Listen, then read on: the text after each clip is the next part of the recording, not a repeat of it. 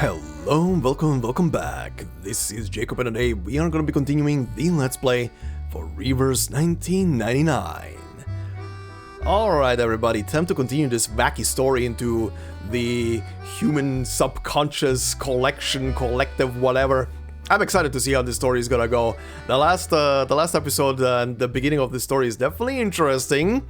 I do like what they're doing here. Plus, Beryl seems to have quite the significance in this whole thing. I mean, considering that she's also being used, her VA is being used as the voice in the conch as well.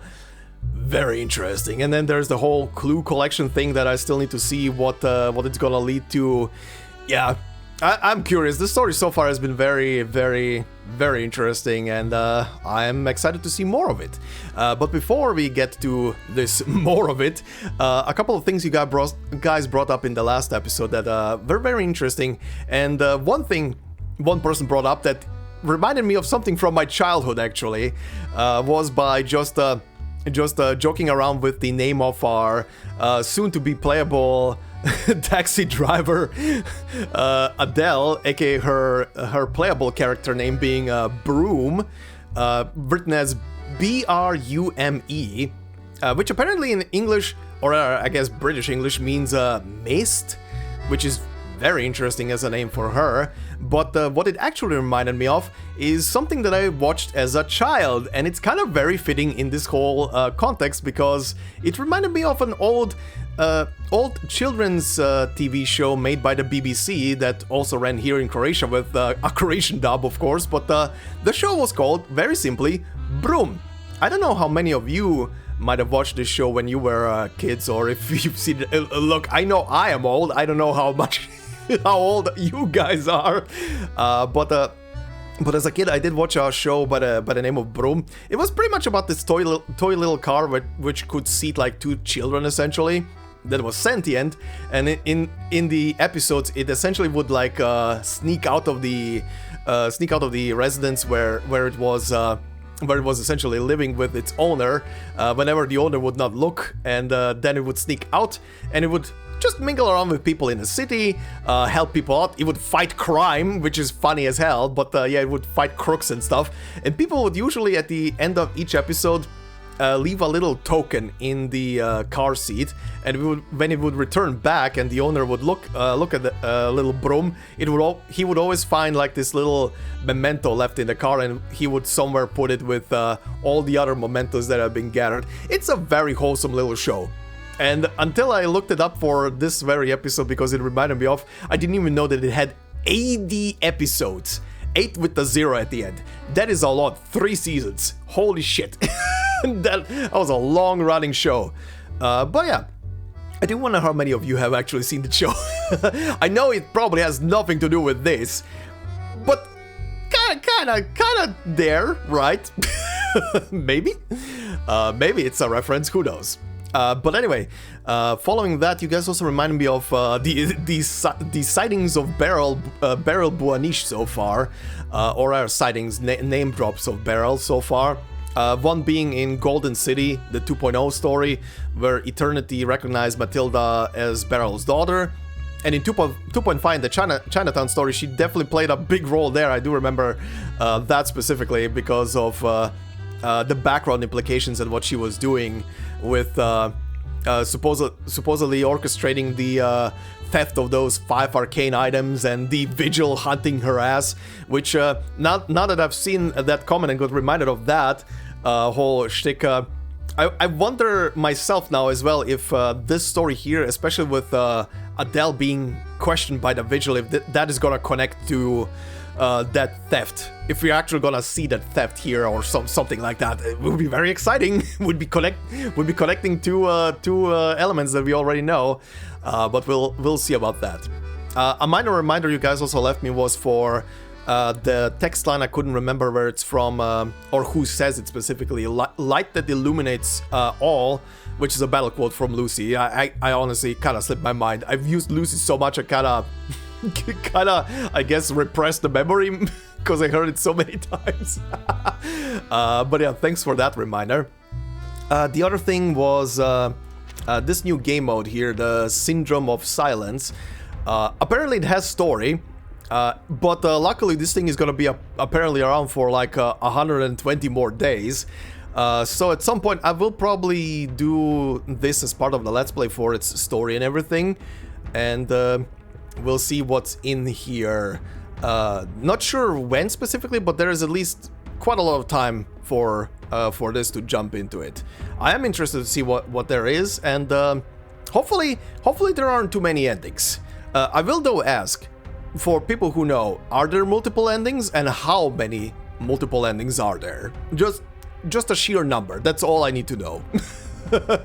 just so I can see if I can maybe, depending on how long the cutscenes are with all of this stuff, if I can squeeze everything into a single episode or multiple episodes. But yeah, we'll definitely do this as part of Let's Play. Now, another thing, Beryl's character story. Now, a couple of you have mentioned that Beryl's story does contain quite the spoiler for main story, something in the main story specifically. Obviously you haven't named what it is, just that there is a pretty strong spoiler for something, but I got a bit of a mixed message here as well, because of one person saying that they would not recommend me do this story because of the spoiler and do it down the line later. While a couple of others said that it should be fine because the spoiler requires quite a lot of context to be put together and understood. So I don't know now what to do fully with this, but I would rather do this right now. Considering this almost mixed message thing going on right now with sure, go ahead or don't do it, let's do it this way. And do it as an experiment. I think we did something similar in the past with this Let's Play so far. But let's do an experiment. I'm gonna do this, and we'll see what happens. If I recognize what the spoiler is, like if I can put two and two together what the spoiler is telling me, if I even recognize the spoiler, then in the future if something like this comes up again, like a character story with a egregious spoiler for something, we're just gonna skip it. We're just gonna very simply skip it. But if I don't recognize what's happening here and it doesn't really ruin anything for me just knowing that, then we're just gonna keep on going. As if nothing happened. I mean, I did play through the Chinatown thing and it didn't really, despite the fact that the last cutscene was sorta spoilery in some aspect, it didn't really do much to destroy any kind of perception for this, for the story and everything that I was going through so far. So I don't know, we'll see what happens. I will do this, and we'll see what happens.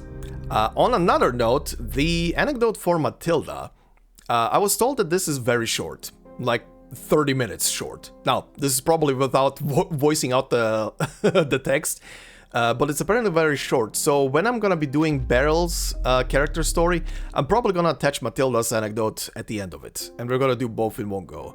Kinda would fit together very well, I would say, as well, considering, you know, mother-daughter would probably be a nice combo.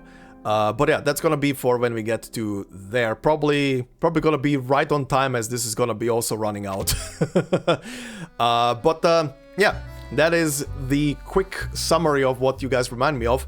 One thing that one comment, however, brought up was very interesting, and it was very short and concise, and it came from David TY 2006, who said, "Aha, the Peugeot 201 is a car produced from 1929 to 1937. Interesting time period for this story to be in." Yes. Very interesting time period. You know, I was also thinking about looking up the car to see from when it was produced and everything, but I kind of forgot when I finished recording and went to edit and render the episode out to look up the number. But then I saw your comment later down the line. I was like, oh yeah, shit, I wanted to look up the car when it was made essentially, what the time period for it is. But yeah, 29 to 37, or specifically not for the car, but the time period from 1929 to 39 is, well, that's the time frame for the Great Depression. The stock market over in the USA crashing, a lot of people losing their jobs and being homeless and stuff. It was definitely a depressing time. definitely a depressing time for many reasons, and it was soon followed up by World War II. So we are quite in the time frame. I love that the story doesn't really drop a date or anything, but at least so far they didn't really give a date for anything. But they do give you a time frame with the car. Very funny. I was kind of also thinking about the fact that they have to be doing something with the car that is gonna lead to either a date or to give a time frame. But yeah, like I said, I forgot to look it up myself. So yeah, David, thank you very much for that comment. All right, with that, let's proceed, shall we? So we ended up on node 8. Oh yeah, shit, I forgot from the top of my head. One of you guys said how many nodes there are in this. It's not much more than 17. So good. That helps me with pacing. Anyway, let's see. Node number 8, the French blue. Oh yeah, right, French blue. The little what was it? The necklace or the crystal, whatever that she woke up from the crazy dream that Adele woke up with in her hand. Let's see. Some say history turns in an endless loop.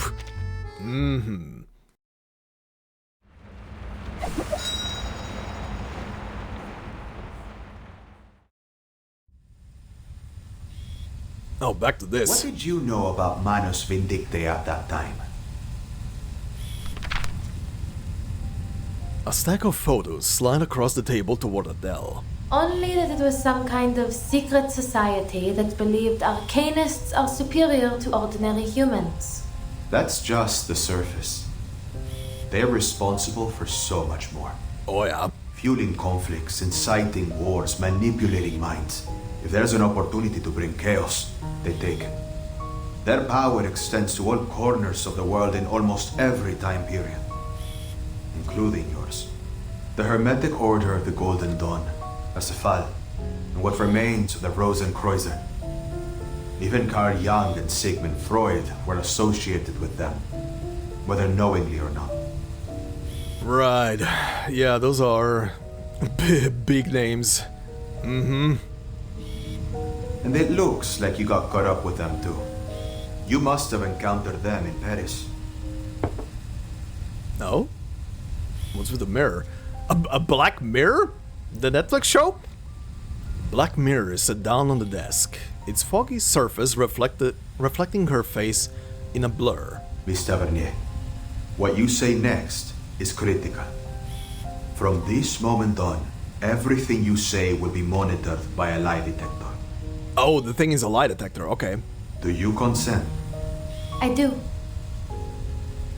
She studies the image of herself while absent-mindedly touching the back of her hand. You seem confident I've encountered them, but I really have no clue how I would have any connection with them. Then you've got nothing to worry about. This is your drawing of the diamond necklace you saw in your dream, correct? Uh-huh. The photos vanish, replaced by a rough pencil sketch. Yes. The fingertip points to the diamond pendant drawn on the paper. You identify it as the French blue, correct? I did. Adele answers without hesitation. The French blue, said to be the most beautiful blue diamond ever. It seems whoever it ends up with meets a horrific end. First, Louis XIV suffered defeats in his final years. His son was taken by smallpox and France fell into financial ruin. Then Madame de Montespan, Nicolas Foucault, Catherine the Great, George IV of England, and Thomas Hope. I'm sure you're familiar, Miss Tavernier. Good God, this thing went around. Also very funny that it would resurface now, right? Right in the smack dab the beginning of the Big Depression. After all, if it weren't for your ancestors, the diamond would never have come to France in the first place. That's true. I grew up hearing all those stories. Then you must also know that it's impossible for you to be in its possession. Okay. Of course, monsieur. The French blue was recut more than 100 years ago. Uh-huh, okay. The biggest piece became the Hope Diamond. I doubt it retains even half its former glamour. Ah, okay. But believe me, at that moment, it was the only conclusion I could reach. She faces the questionnaire from her side of the table. The mirror image holds still, untouched by any lie. That diamond in my hand could only be the French blue.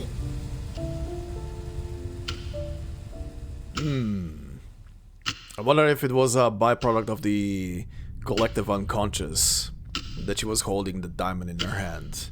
Because if the original is recut and doesn't even look like the one that it was before, then yeah. The ticking of the clock rises up over the silence of the room.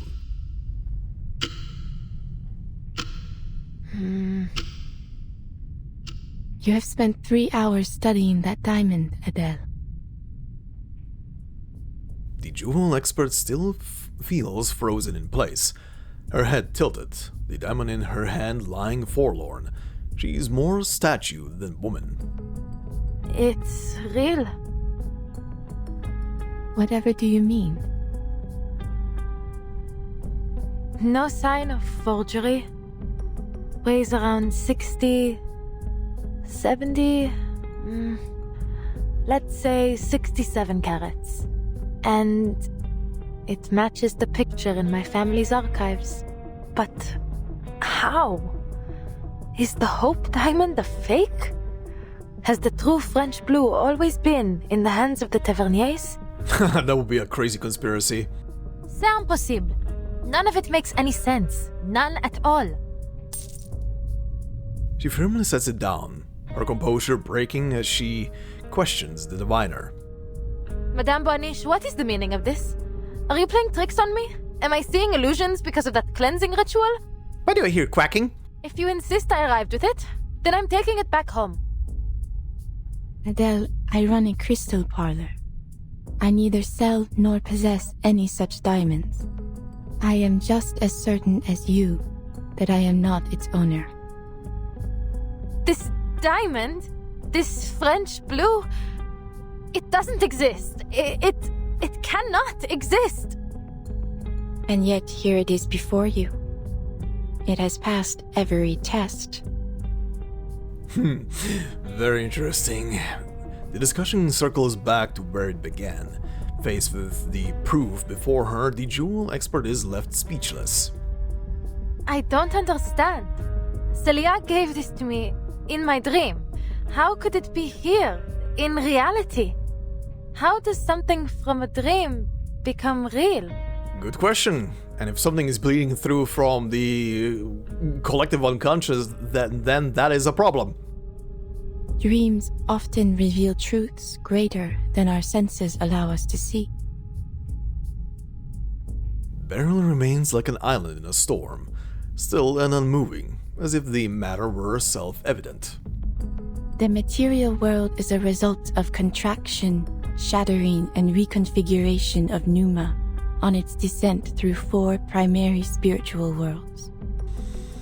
Okay. Everything we see is a mere manifestation of its true form.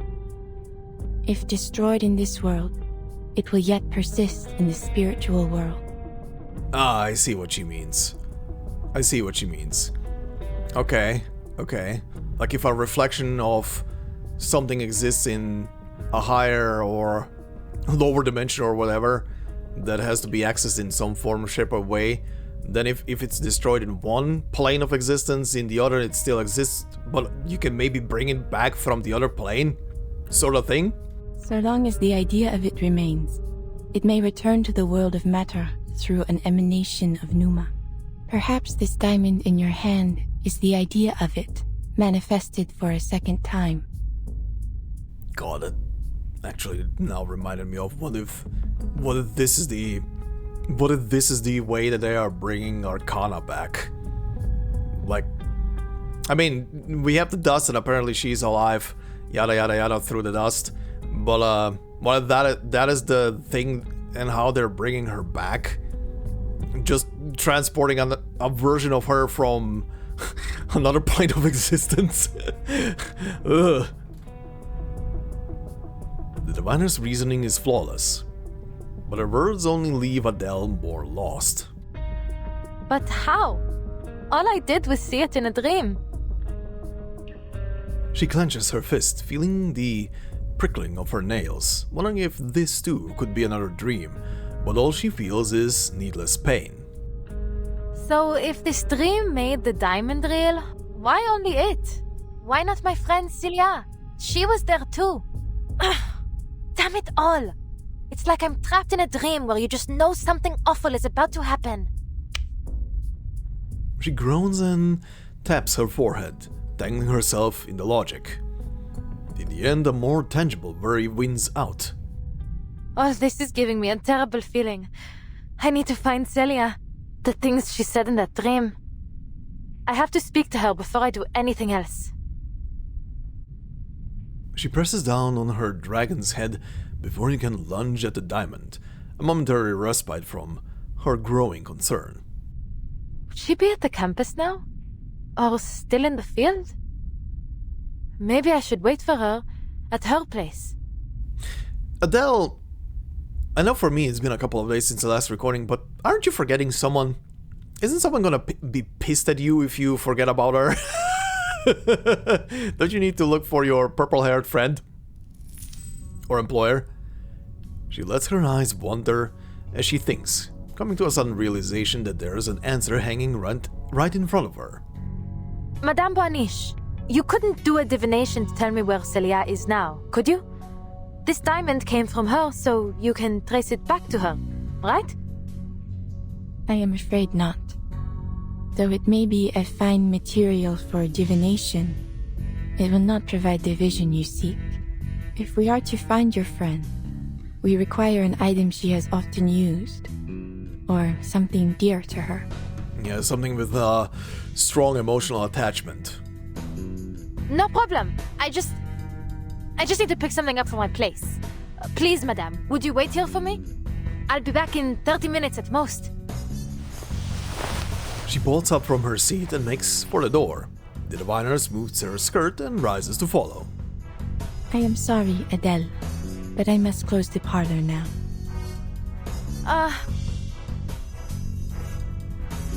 Her urgency scatters into the air, leaving her with an open mouth searching for the words to fill it. Then But I am willing to take a little detour on my way home. If I can be of help. Aw, that's very sweet. It takes Adele a moment to process, then she beams, springing to her feet to hold the door open for the diviner. An even better plan, she reasons. Thank you. Sorry for taking up your evening. Yes, how much do I owe you for the divination? Think nothing of it. As I said, the door was opened just for you. Aw.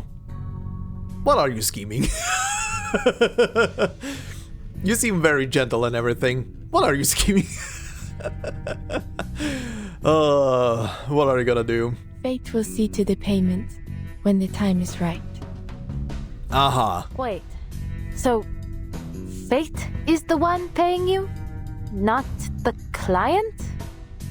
So what, you work for Fate? Now I'm even more suspicious if this story is gonna lead up to the whole 5 arcane items disappearance. I work for Fate?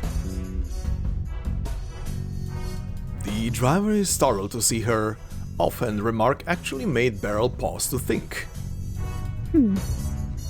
I have never heard anyone put it quite like that. Huh. Very interesting that caught her kinda in a thinking moment. Interesting. She offers a polite smile as she locks the parallel entrance behind her. Allons-y. Let us see what your friend and my employer has in store for us. My employer.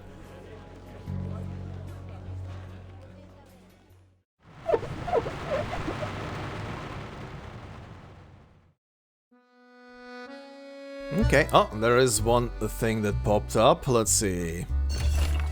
Alarms ringing. A city of leisure. The only people that ever seem to be busy are the operators and the police.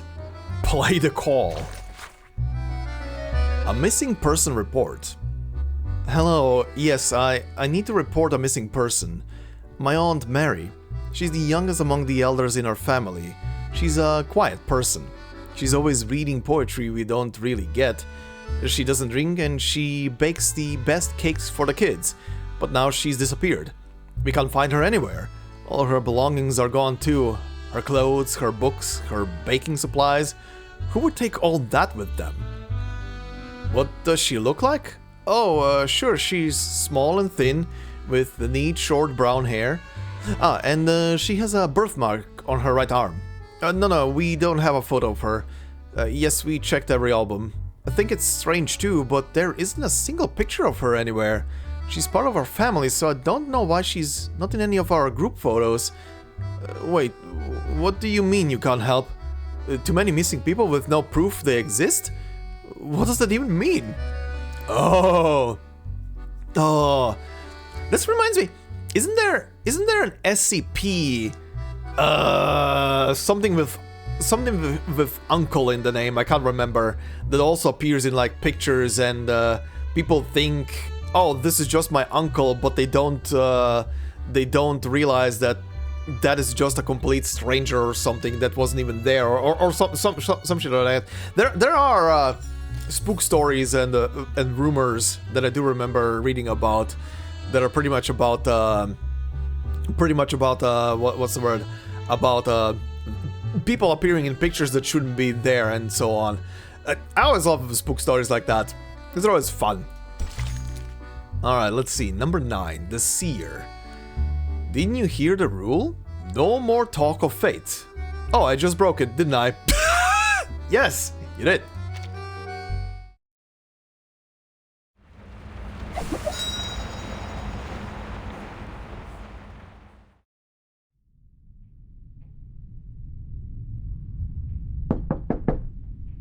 Hello. Celia?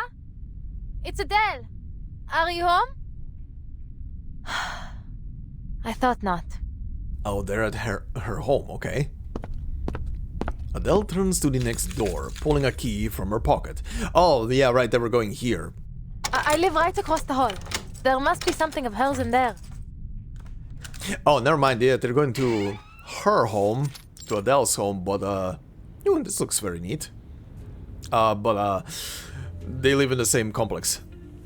Her little apartment is festooned with almost as many ornaments as the parlor of Christos, just with less glitter. Yeah, she has a lot of stuff. I would not leave those books out on the balcony, by the way. Uncut stones, exhibition pamphlets, city maps, sewer maps, an assortment of repair tools. Come on, Cici, you must have left something here.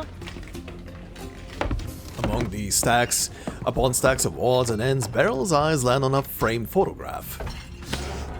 Ah, this is her, is it not? The two of you seem very close. Oh, that is adorable. Anyway, in the black and white photo, the figures feel alive. One little girl gleeful, the other so nervous she's nearly out of frame. Almost like sisters, actually. My parents were always traveling, so her family often took care of me, making dinners, that sort of thing. That is very sweet. Adele answers Beryl's questions as she pulls open drawer after drawer. Looks like the quiet type, doesn't she? But she's hugely ambitious underneath it all. She's certainly set her sights higher than I ever have. Ah, come on now. When I don't need them, they're all over the place. But now... Aha! Will this do? From the bottom drawer, she lifts out a stack of letters. These stamps are from all over the world, though the envelopes themselves look the same, each bearing a single neat missive. To our daughter, Adele Tavernier. Beryl picks one up for a closer look. The stamp's edges curl slightly, yellowed, mismatched against the fresh white envelope. Madame Boniche? Adele looks at her with urgency but finds a worrisome response on Beryl's face. A knowing look, as if she can see right through her. Letters. Yes. They would do nicely. Beryl glances at the empty drawer by Adele's feet, the least conspicuous spot on a well-used desk. It is little wonder Celia came to be like family to you, with your own so often away. Right. Not that I mind, really. They've hardly been around since I was little. This kind of reminds me of my situation of, because I lived with my grandparents in Germany, I never really minded the fact that because my parents remain in Croatia, that I was separated from them, because since I was basically a baby, I was around my grandparents more than my parents, so I never really minded when they were not around. Even when later they got divorced, I didn't really, outside of my mother remarrying for a brief moment of time, like less than even a year, being kind of like, don't know if I'm fine with that. But yeah, I was never really kind of in that situation of, I don't even mind it, I have my grandparents. Anyway. I see. Shall we begin? Let us find this chosen family of yours. She begins leafing through the letters, treating it as part of some quiet routine. Her eyes look focused, but her hands keep moving, tracing every letter, searching for the invisible gleam between the lines. Finally, the light returns to her gaze. I see her. Swallowed by the city. Sinking beneath the ground. Well, that's not good. In a relic of the Great Plague. In the world below. Dancing with the dead. Well, that's great. She's in the catacombs? Swallowed? Beneath the ground? She frowns, first with concern and then curiosity, until she suddenly brightens. Could it be the catacombs? Oh, of course! The Danse Macabre she talked about. It's there! Well, Adele, time to reprise the story of the movie of As Above, So Below. Time to go through all the layers of hell. She must have gone to see the mural. Ah, Celia, you never pick the easy places, do you? You had me worried, madame. The way you said it. It sounded almost like she'd passed on to the other side. Well, I don't think she misspoke there. Now certain of her goal, she jolts up and heads for the apartment door, but Beryl raises her hand. I see you there too, Adele. And the shadow of death follows close behind. Uh-huh. The words don't feel like a warning. They're a statement. The diviner looks on past the confines of her room as if seeing something far in the distance. Yet Adele cannot help but laugh. Ha! It's hardly the first time I've been warned about the shadow of death, is it? There's no way I'm leaving Celia there by herself after what you've said. Your vision may be right, but still, I'll make my own decision. Beryl watches her from behind her calm, translucent eyes. Eyes that never fix on the moment, always beyond, always. Oh, that's an interesting way to put it. Eyes that never fix on the moment, always beyond, always. Alright. Moments pass and then she speaks. I expected no less.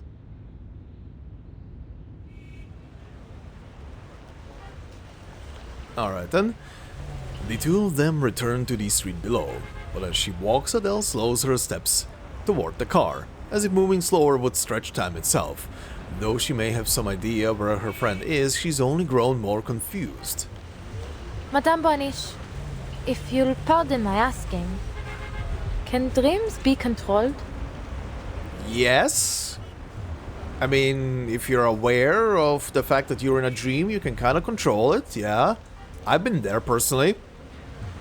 Think first of matter as the lower form of spirit, and spirit as the refined form of matter. When we dream, we tread in the spiritual world above, and thus we may shape it, just as we do our material world. Then, is it possible for a diviner such as yourself to decide what I dream? A question aimed at the heart of it. Beryl tilts her head. The words aren't sharp enough to pierce her. I did not interfere with your dream, Adele. But, if your concerns are too great, you do not need to accept my readings. No, I didn't mean it like that. I'm still trying to make sense of all this. A dream turned into reality. And I've met 2 diviners in the past couple of days, and one of them is dead. I felt I had to ask. I understand. I would feel much the same were I in your position. Thank you. I should take you home, madame. I know a shortcut. She opens the passenger door. A professional habit, only to realize the seat is occupied. Yes, she's here. Oh boy. Felicien? Yes, you forgot about her? You're just getting better and better, aren't you? Leaving me waiting once again.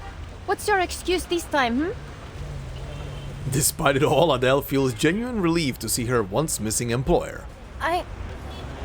Where have you been? There are strikes going on all over the place, Felicien. You've got to stop sneaking off and roaming around by yourself. Hold on. Where did you get that necklace? Oh shit, I didn't even notice she's wearing the blue. What? Pardonnez-moi. Who are you to lecture me? You're the one who left me alone in this car. The refined woman picks up a macaron with gingerly grace.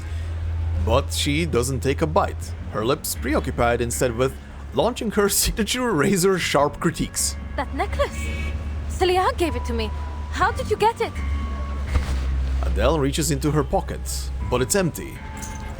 Felicien puts down the sweet and lifts the necklace at her chest. Celia gave it to you, did she? Are you mad? This is a priceless national treasure, ma chère, not a friendship bracelet. I say this to you for the last time, and I shall not repeat it again. This is mine, and always has been mine. The finest of all treasures I collected on my many adventures. Okay. What is with this piece of a blue diamond? I'm getting worried about this thing now. It's a relic of a more beautiful era. Shattered and distorted, along with the vision of the Baron family. My family. This jewel is mine. Do you hear? Mine, mine, mine. Mine. Sorry. She clenches the diamond in her fist, staring daggers at Adele, though the look in her eyes doesn't feel like rage. She finds a pocket between disdain and malice, like finding a rat mid-feast in her pantry. What the shit? What are you talking about? Yeah. Is she also getting insane now? There's something wrong, Adele. Beryl is the staggering driver from behind. You are still worrying about Felicien. Is that so? Well, not anymore. It turns out she's been waiting for me in the car. And, Felicien, what do you mean it's yours? Felicien? Beryl follows Adele's pointing finger toward the passenger seat. Did she disappear? Her voice catches. Wait, did it say? My dear. Yeah. Catches, okay, I did read it right. Adele, are you okay? There is no one in your car. What is happening? You have been arguing with an empty seat since you opened the door. Okay, this is great. This is great. I'm a bit sorry for her, but this is great.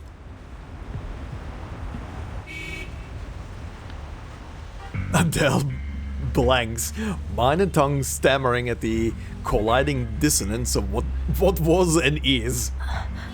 How? Adele, Are we still in La La Land right now?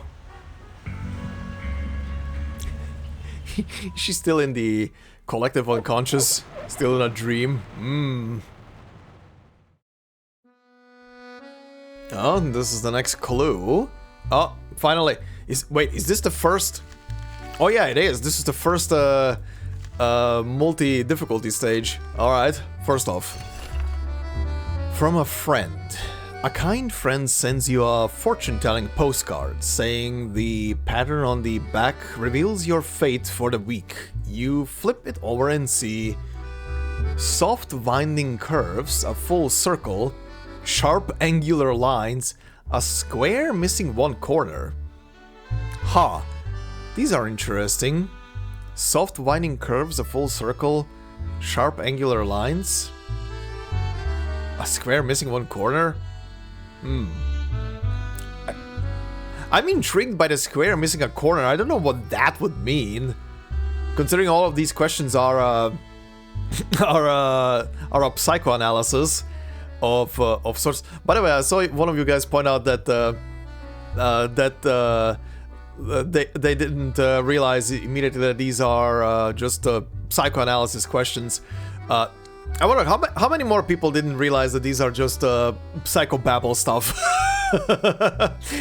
Because I'm curious right now. Did I really that quickly figure out that this is just a psychoanalysis quiz or something like that? I wonder if this is actually gonna give some result at the end. Like my personal result. Okay, so I don't know. I'm intrigued by the square missing a corner. I don't know why this would be what this means. Let's see what it is. Still a square, as you can tell. What? Okay, cool, interesting. I'm curious where these are gonna lead to. These are funny to me. Alright, conch time. And there she was, glowering at the empty passenger seat, yelling as if quite alarmed by someone inside. I believe she called her Félicie? No, Félicienne.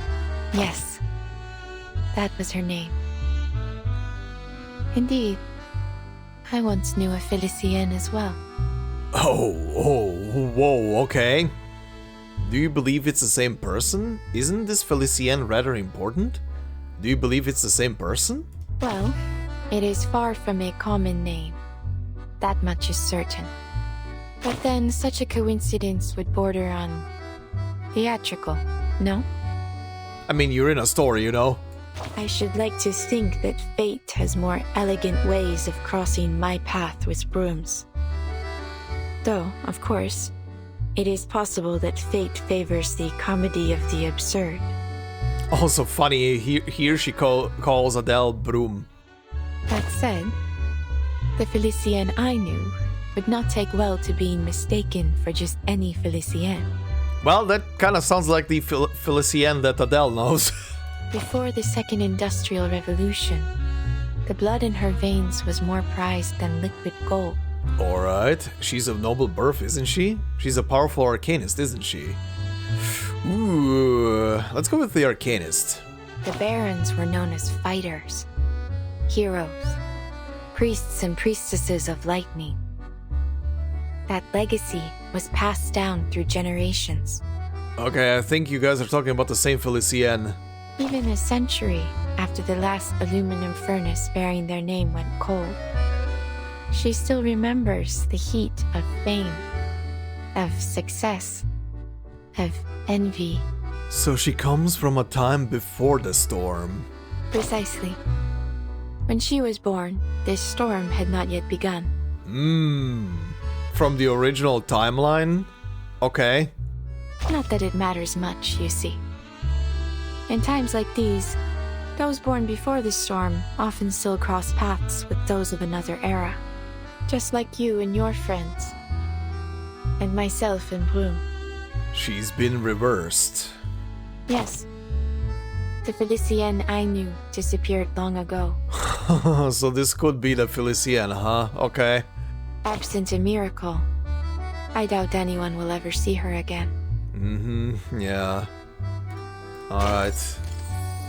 Fascinating. Yeah, another case of I knew a person like that and then the storms and stuff happen and now another Felicienne. That sounds pretty much the same as the one that Adele knows. This is gonna be interesting. I wonder if Felicienne is even there. if she isn't just a figment of her imagination.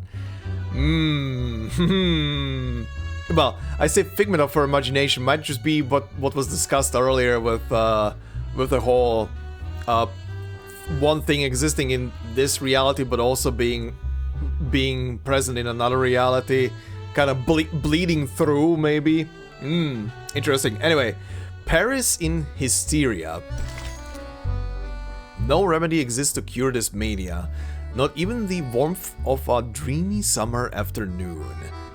Okay, well that sounds inviting.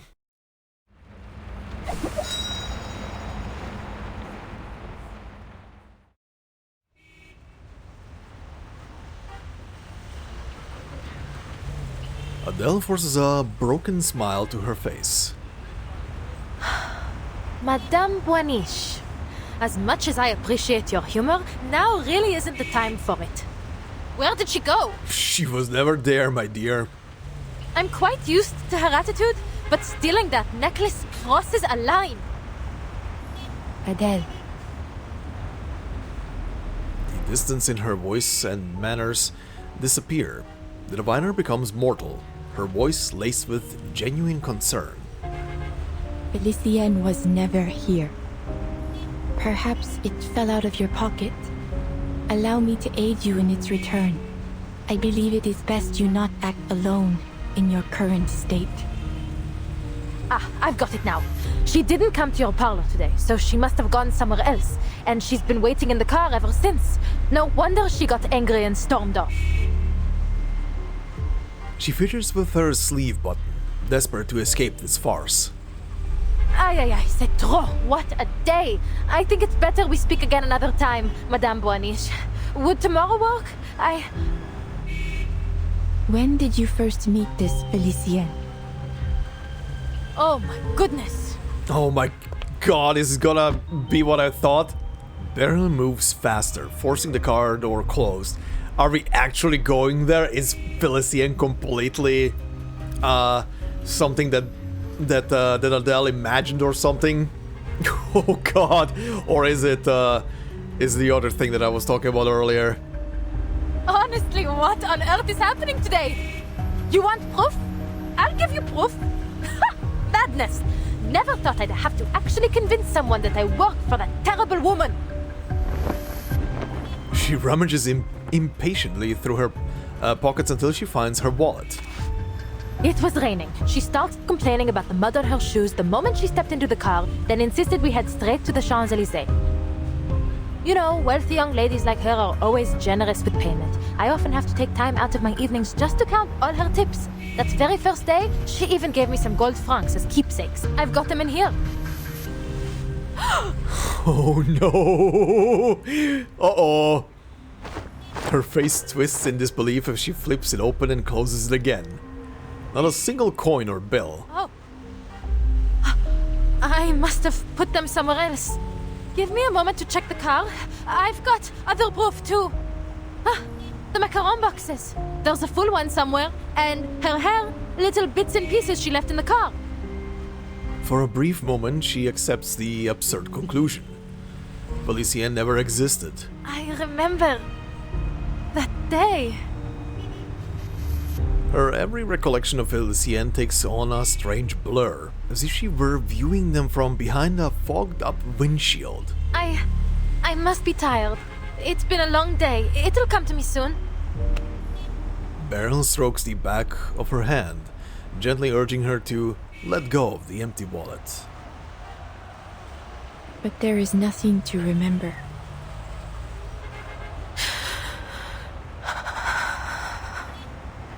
Oh boy, my dear. Something's wrong with me. Prophecies, dreams, the necklace. It's all playing havoc with my mind. I need to clear my head. Just bear with me. Those coins have to be in here somewhere. Do not worry, Adele. It is not only you who is confused in this era. Look at the people around you. People?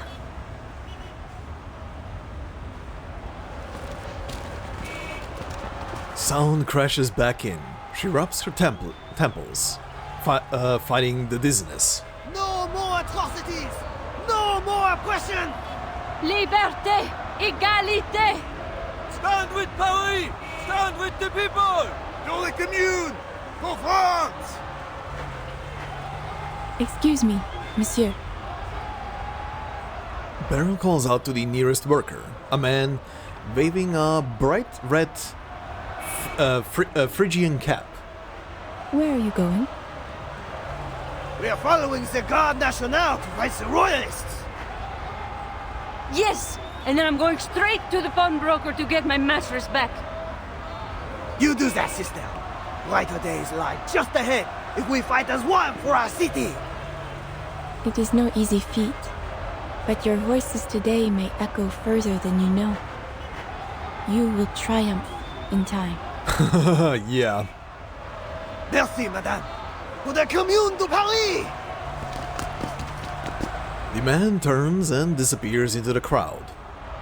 Well, everyone's fighting to survive these days.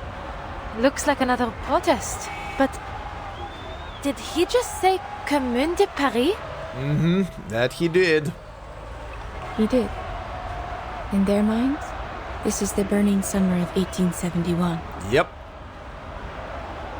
They're in another time frame in their minds.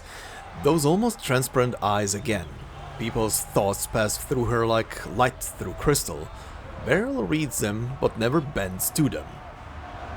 Unconscious thoughts, countless in number, are converging upon this city.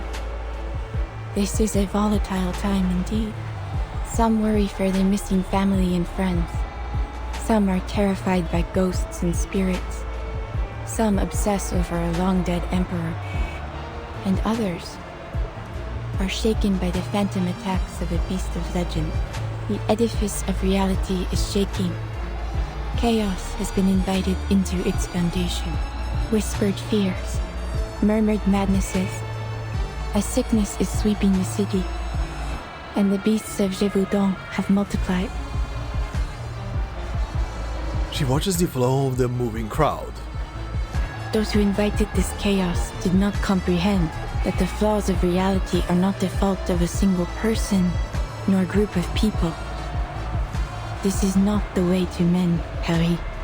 Everyone, everything has an identity, whether it be individual or collective. To attempt to unify them all so recklessly would not create order, but chaos. Chaos is what turned those people into beasts. You mean the sightings of the beasts of Gévaudan were all people? That the citizens of Paris have been turning into monsters? Ah, okay. Then are they the ones who killed Madame Raymond? Who cursed me, took Celia and trapped all these protesters in this delusion? And Félicien too? The things she describes are fairy tales, myths, urban legends meant to scare children. They aren't real. They aren't meant to be believed. She grits her teeth, unable to reconcile her doubts with her experiences. Truthfully, madame, I'm having a hard time believing you, or even my own eyes. Everything turned completely mad the moment I entered your parlor. The beasts of Gévaudan were nothing more than a rumor before I met you, but in your parlor, in that dream, there they were, attacking me. Funny enough, Adele, I think you started waking up from the dream after you met Beryl. And now you claim that Félicien isn't real, that I just made her up. What are you trying to do here?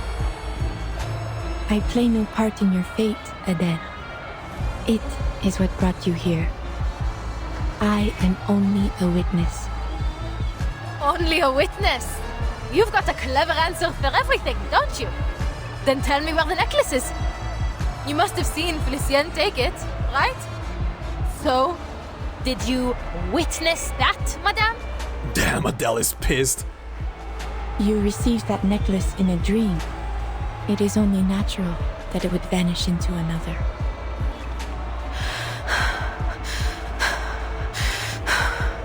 I mean, she's understandably pissed right now. Everything is confusing. Her reasoning is as solid as it is absurd. That necklace proves the truth of my words. The spirit world is as real to us as the physical world. I will happily read Felicien's fate. That is, if you still believe she is real. I don't need you to read anything. I need space to get away from all this madness and think for myself. Beryl steps back from the car door, unconsciously giving way, allowing Adele to lunge forward and seize the handle. Adele. What the shit is that screeching? The ringing in her ears returns and the street noise rushes in all at once. But she's made up her mind. If she can just get in, start the engine. Adele, behind you. What? A damn metallic breath brushes her neck. Ah, hi! How's it going? Chicken legs? Oh boy. Oh boy. The chicken legs.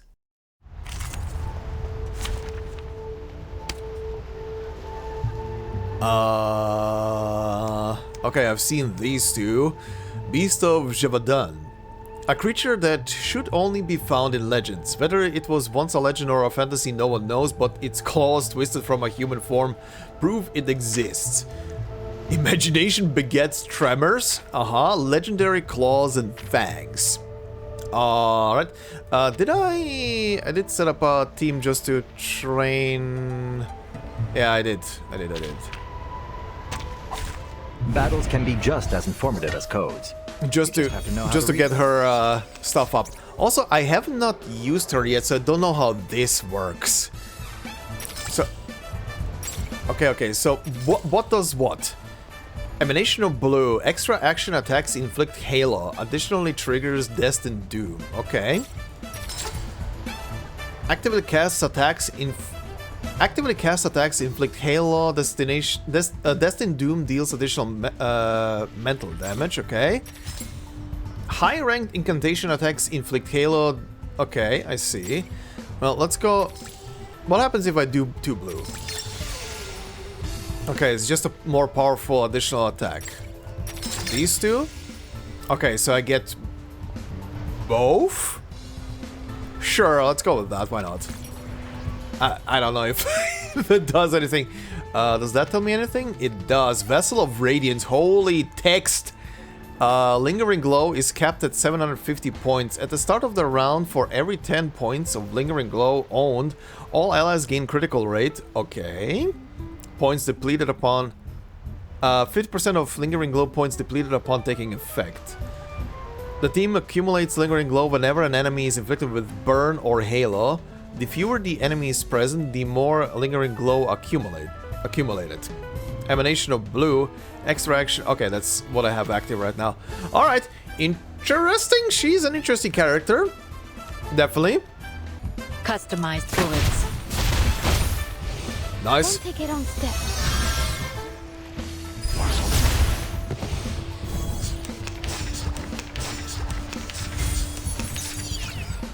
I need to level up Kiperina. Right, I was focusing last time after I got Beryl to level up Beryl. I need to level up Kiperina for her kit as well. Oh, wait. What is this? Grants 5 stacks of vision to Beryl. Sure. Drop that in, why not? Doesn't really matter what I drop right now on this fool. You get all the attacks. Hold your breath. Prey, caught in the woven net. In my sights. Bang, bang. Another perfect combination of reason and passion. You did nothing. Oh. Stay close to me. Adele reacts instantly, pulling back with Beryl's tug raising her arm. A burst of flames shoots from her fingertips. Her little dragon beats its wings, setting the beast ablaze before it can fade away. Your hand! Did it get you? Bon sang! This is no dream. How did they get here? Shouts rise from the nearby crowd. Adele gasps, scanning the street. Seeing no second monster, she finally exhales. Is that what you meant earlier? The diviner nods faintly, blood running down her now paler skin. Aww. If they'd been a moment slower, Beryl's arm would have been the only one bleeding. Adele doesn't believe she's worth that kind of sacrifice. Maybe you do have a point. At least about the beast of Gévaudan. She opens the car door, searching inside with purpose, before handing Beryl a handkerchief. Here, take this. It should help with the bleeding. I can't just leave you like this. You'll have to come with me, madame. But I'm afraid I can't take you home. I must find my friends before anything happens to them. I can't just leave them wandering the city while these monsters prowl the streets. Is that so? She looks surprised but accepts the gesture. I foresaw death in the catacombs. And yet still, you aim to go there. Of course. I've made up my mind. I need to find Celia. I don't care what it costs. Adele pauses, her vision locked on Beryl's bleeding arm. I'm still not sure if I can trust you. But for now, at least, I don't believe you want to do me any harm. But I need to know. Why are you helping me? You didn't even ask for payment. What do you want from me? Beryl's translucent eyes barely restrain a visible roll. It's affectionate, almost motherly. Her question is harmless, if utterly naive. So this is what you choose to ask. Why wouldn't it be? Of all there is to question, your future, this chaos, you choose to ask about me. What's so strange about that? Her flawless, gentle smile returns, from matron back to diviner. Nothing. Your curiosity is only natural. I have never once lied to you, Adele. You are cursed, haunted by a shadow of fate. I only wish to see what will become of you. But don't you already know? I'll die in the catacombs. What else is there to see? You know this yourself. Yet, here we are. We have a common interest in that fate, you and I. Let us leave it at that. Go to the catacombs, Adele. With me by your side. You will need my help once you enter. Okay, interesting. It's a long-delayed request to travel together. Adele can't read much from Beryl's expression, but there's no time left. After a brief thought, she opens the car door again. Please, get in. Careful. Let me open the door. Merci beaucoup.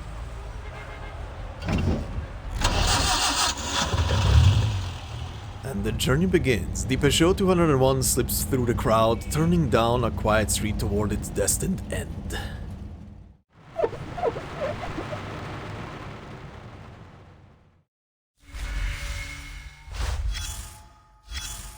Oh shit, we have two thingies. Let's see the clue first, or this thing. Whoa. The pictures are getting crazier on this thing as well. Voices of anger. Chants from marches and protests echo throughout the streets. You begin thinking about the roots of this era's unrest, those surges of fear, anxiety, and anger. Perhaps they come from a crisis of civilization and primal aggression, a world out of order and a universe out of balance, a breakdown of connection and distance between people, the collapse of morals and the decay of the human heart. That last one is heavy, but no. A crisis of civilization and primal aggression? A world out of order and a universe out of balance. That's a very spiritual way of putting it. A breakdown of connection and distance between people. Would that apply for this time period? A breakdown of connection and distance between people? That's kind of a sentence you could apply for today's standards with modern technology. We might be better connected with modern technology, but we were never as distant. That's the way I like to put it. But I don't know. I don't know which one to choose here. I don't feel like. Okay, even though it applies for more for modern day than probably for this time period, I'm still gonna go with the, I'm gonna go with the breakdown of connection and distance between people. No one truly understands anyone else. Yeah. I mean, yeah. That is the case. Oh wow, 2 of these in a row. What the? Okay. Okay, what is this? Who's there? A thievery is a craft that demands both courage and skill, but above all, luck. Approach. Stay away. Are we seriously waiting all night? I'm not sure this is worth it. Trust me, Paul, this is our big chance. I saw him go in right here. The catacombs? It's just a pile of bones. Everyone in Paris knows that. He has suitcases. Heavy ones. I bet he's hiding something big. It's all ours when he leaves. Did you hear that? Shh, he's coming out. Wait, was the guy you saw this massive? No way, look at his head. No, wait, what's wrong with his hands? He's coming this way. Did he see us? He saw us! Run, Paul, come on, go, go, go, go, go! I have a feeling this is describing one of the Manus guys. Probably. Uh-huh. Okay, so they're definitely snooping around in the catacombs, more than likely. Well, next stage. Oh, we're already here. And that looks like a certain glasses girl. Confluence. From the silent kingdom of the dead, a sliver of light escapes. Huh.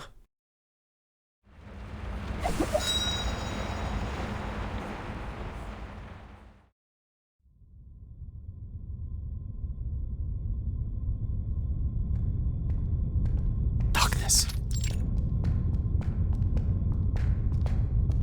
Oh boy. Catacombs. Brick and soils, several stories high, shut out the sunlight above. Footsteps making dull echoes through the underground passage. Yeah, like I said in a previous episode, if I ever get a chance to go to Paris, I do want to visit the catacombs.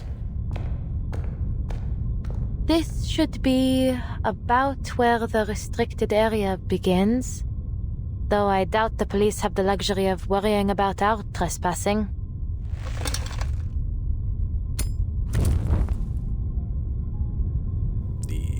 The carvings inside the lampshade emit a steady faint light, bathing the tunnel in a soft glow. Dust, long settled on the rough stone floor, rises into the air, as if the space were rushing up to meet its rare visitors. I've always wanted to explore the catacombs. It's almost eerie to think they've been lying beneath our feet for centuries. And it only got spookier once they started stuffing the dead away down here. A vast labyrinth lined with skeletons. Yep. But despite the spookiness, I still feel it has a special charm. Secret passages used by revolutionaries and soldiers, surviving in their own way against the march of progress.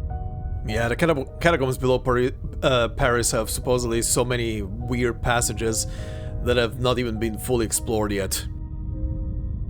The catacombs have a rich history, indeed. Yet only a small portion of it remains open to the public. Because it's the only safe portion to go through. Even that portion is kinda dangerous from what I'm aware. It is a place dear to the spirit of the city, yet one that is hidden away. Her companion finishes the sentence Adele hadn't. Oh, pardon. I'm treating you like one of my clients. I'm sure you don't need a guide to tell you these things. En plus, we aren't here for sightseeing. I need to find Celia and get her to safety as soon as possible. They come to a confluence of paths. Adele's heart tugs at her purpose. A purpose meets yet another. Wait, what? Adele's heart tugs as her purpose meets yet another frustration. But these tunnels stretch out almost 300 kilometers in all directions. We can't go looking for a needle in a haystack. Yeah, the catacombs are big. The catacombs are big. Madame, your divination revealed Celia's whereabouts before. Could you perhaps try it again? The fates of many commingle here. To trace her would be to catch a single stream from a flowing river. Commingle is a word. But it seems her stream is deeply entangled with your own. Perhaps by observing yours, I may discern her presence. Your stream is quite unique. The familial curse you bear. It may be a gift in some strange way, setting you on a path unlike any other. Huh, a blessing in disguise. I've certainly never thought of it that way.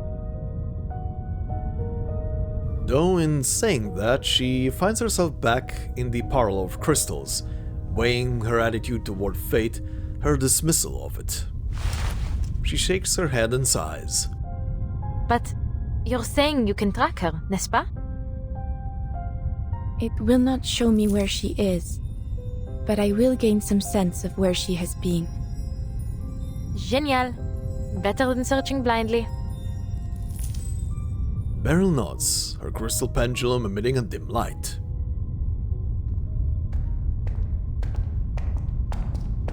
To the left.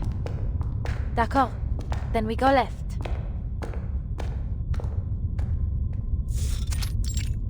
Fork in the road catacombs. You guys are gonna get lost down here. They turn another corner, and the next corridor ahead looks much the same as the last. Wait. I should leave some sort of mark.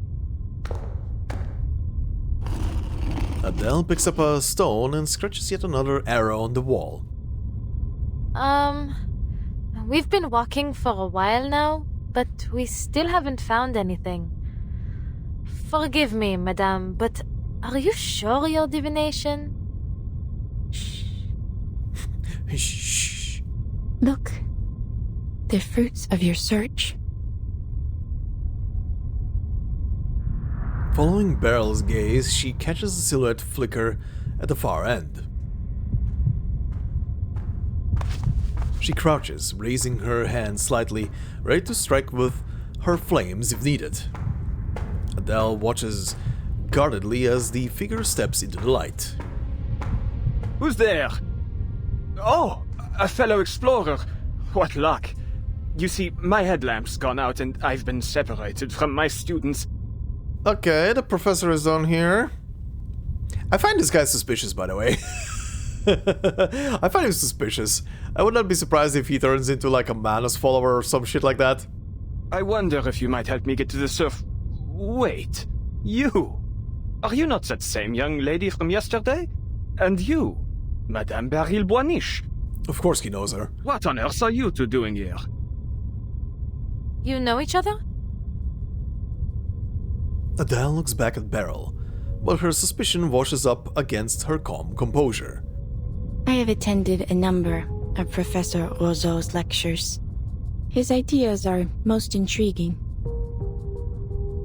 Beryl's introduction is cut notably short, but it hints all the more at how wide her influence reaches. But this man himself does not earn any trust for being an acquaintance's acquaintance. Was Celia with you, Professor? I've been looking for her. It's serious. I tried calling the campus, but no one answered. Celia? She was supposed to join us today, yes. But I'm afraid I haven't seen her. Most unlike her to do such a thing, but perhaps she had a change of plans. Adele studies the man's bewildered face. A thought crosses her mind.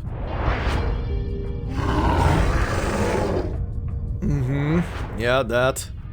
Forgive me. Huh?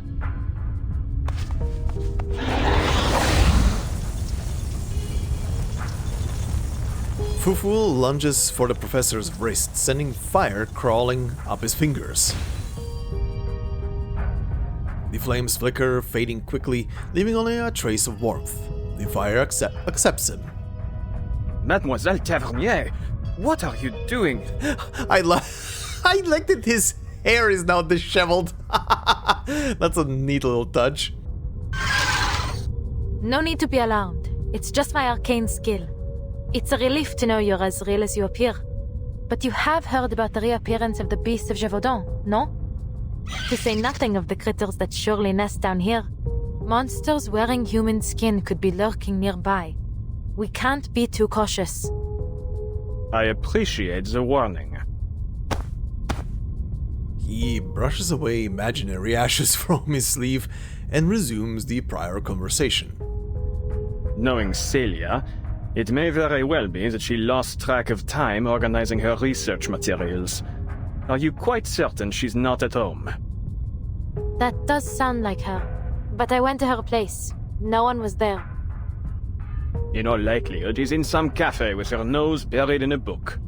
But mademoiselle, why is it that you are so concerned with finding her? It's as if you're certain she's in some kind of danger. She cannot help but notice he's moved one hand behind his back, a guarded stance.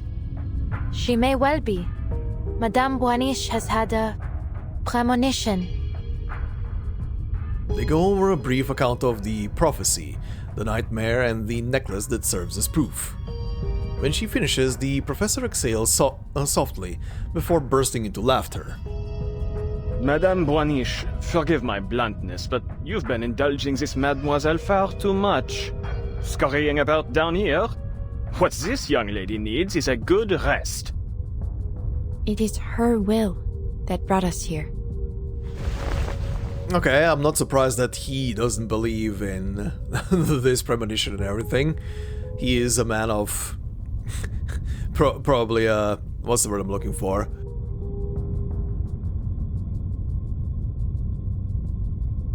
Logic and reason, right?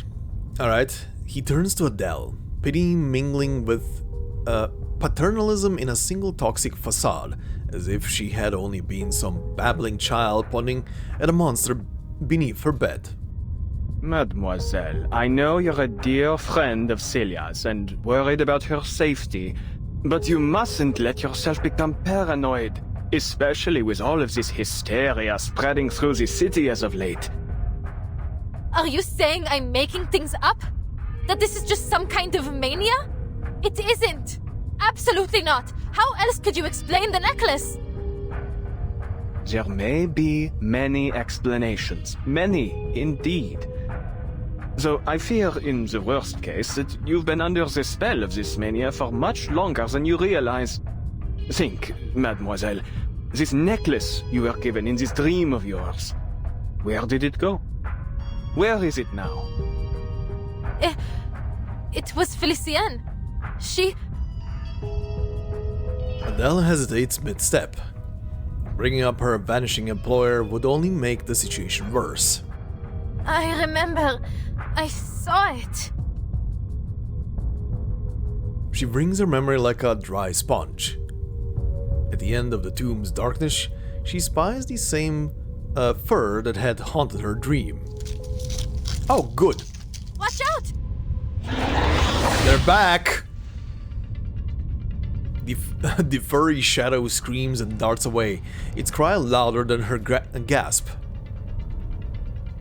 Oh, that immediately leads to the battle. Alright, are we fighting another round of the Beasts of Gévaudan? Oh no, it's these. Catacomb Carbuncle. A critter living in the catacombs. The catacombs aren't always silent. Sometimes this critter's friends will jump out to surprise you. Catacomb group bunkle. A group of critters living in the catacombs. Did critters also have a Paleolithic age? Okay, that's funny. Catacomb Lord Bunkle. Lord Bunkle living in the catacombs. The dead aren't coming back to life. It just enjoys collecting these lifeless decorations. That's morbid. Alright, what do we have? Unnoticeable attack. Counteroffensive. Yeah. Offense is the best defense. That's funny. Bone boomerang. Fracture surgery. Spinal blow. They're all bone related, are they? Unnoticeable attack. Counteroffensive. You have the same spinal blow. Alright. Many streams are converging in this place.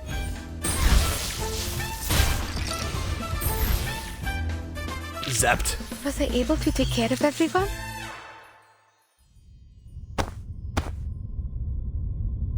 Please, mademoiselle, those were simply ordinary critters, not mythological beasts. I'm afraid my verdict stands. What you need is rest, my dear. The man shakes his head in regret, casting an apologetic glance toward Beryl. As much respect as I may hold for the art of divination, in fact, my own field of study overlaps with it quite a bit.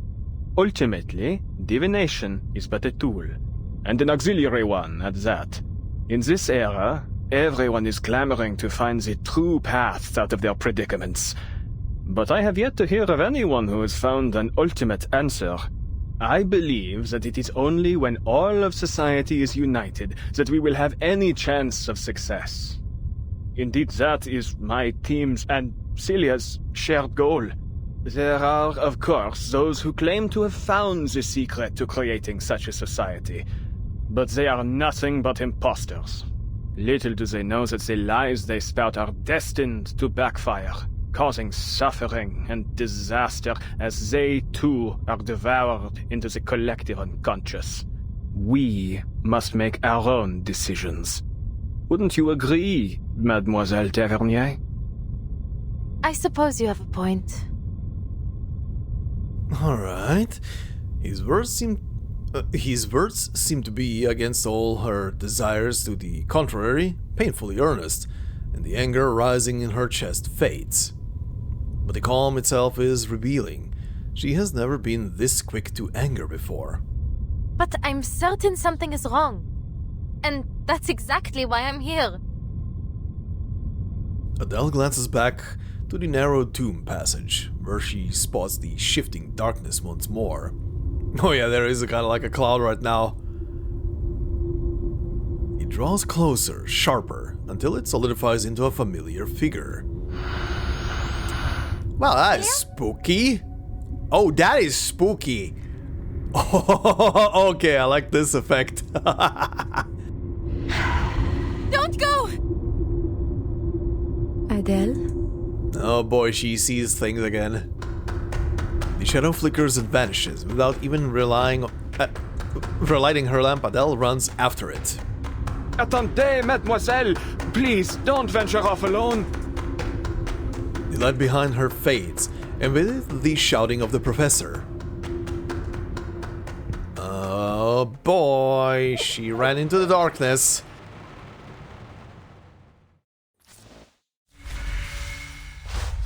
Oh boy, this is gonna end well.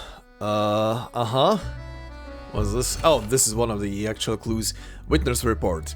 An unremarkable witness report. All rumors, whispers, and tales. Every passerby keeps a few in their pockets. Riverbank lights. A boatman on the Seine says he saw unusual blue flames near the riverbank one night. They disappeared when he got closer. He insists he's never seen will-o'-the-wisps in all his 20 years on the river. Okay, blue, huh? That just makes me think Manus. After a vote by the Foundation's Paris field team, most members concluded that this phenomenon holds no investigative value. Only a historian remarked that when ancient Romans mentioned these sticks, they often associated it with fire. We consider the connection far-fetched. These silhouettes are also very interesting. I wonder if these are gonna turn into people at the end when we get all of these intel reports in. Alright. Well, anything hiding around here? Oh, this just removes the current darkness. Okay. A ladder to heaven.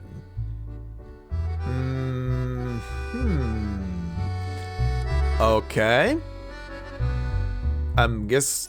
Actually, I don't know who I'm looking at right now. Okay, it's 3 people. Well, we'll see. Restricted area, authorized access only. Okay, I mean, at least one of them has to be Adele. The other one has to be Beryl, but I think Beryl had a... Yeah, okay, it's not them. They have very different and distinct outfits. Who the shit are these 3? Okay.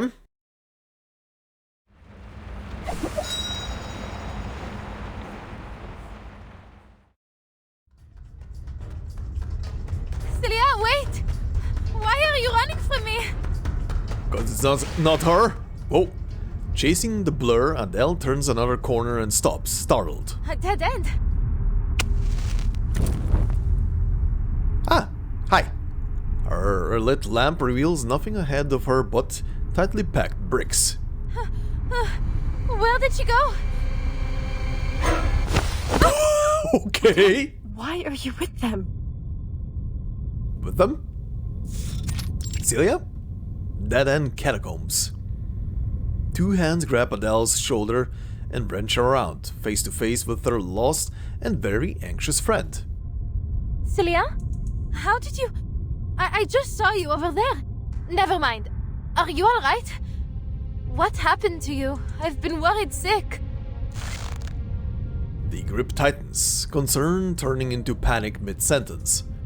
Answer me. Why are you with them? Them? Who do you mean? Manus Vindictae. What? A name heard only in dreams bursts out through clenched teeth. The professor deceived us all. He's been a member of Manus Vindictae this entire time. He never wanted to help anyone. Now the good question is this gonna be true? Or are we doing more crazy dreams and shit? We can't let him open the gates. We can't let him unleash the Imagirial Paris. Wait. Hold on a minute, Celia. Manus Vindictae. In imaginary Paris? Please, I don't understand. Also, now that I think about it, how would Celia even know about Manus Vindictae? Would it... I mean, they would be sorta known, right? Amongst Arcanists, specifically? Adele grasps her friend's trembling hands, holding tight until the shaking subsides. Do you remember Vincent? The madman that rammed into my car? He turned into a beast of Gévaudan in my dream. You were in it too, Celia. She looks to her friend, expecting yet more doubt. No, Adele. It wasn't a dream. Yesterday morning, I went to the hospital to check in on him. That would be around the time I visited Madame Boaniche's parlor. Celia nods. She's put on a calm face, but the slightest quiver in her lips shows through. But when I arrived, I was told that he'd been taken to his hometown by his family. I truly didn't think much of it at the time, although I was remiss to have lost my chance to say goodbye. But on my way back, I saw him again. He was getting into a car, one that I recognized right away. Professor Roseau's. She takes a deep breath, her breath holding back both shock and fury. It was altogether too strange. I couldn't just let it go. So, I hailed a car and tailed them. They parked in a hidden spot and entered the catacombs together. They kept going deeper, and I followed. I don't know how long we walked, but it felt like we were descending into hell itself. Then, I saw the room. The room? You should feel honored, Vincent. Few have ever had the privilege to stand in this place. He throws a dismissive glance over his shoulder, striding deeper toward the room at the corridor's end, a dazed young man trailing behind. Moments later, the hidden young woman peeks around the corner. Where are we? The strange light spilling from the entrance stings her eyes, unnervingly bright. She steadies herself and edges closer to where the two figures vanished.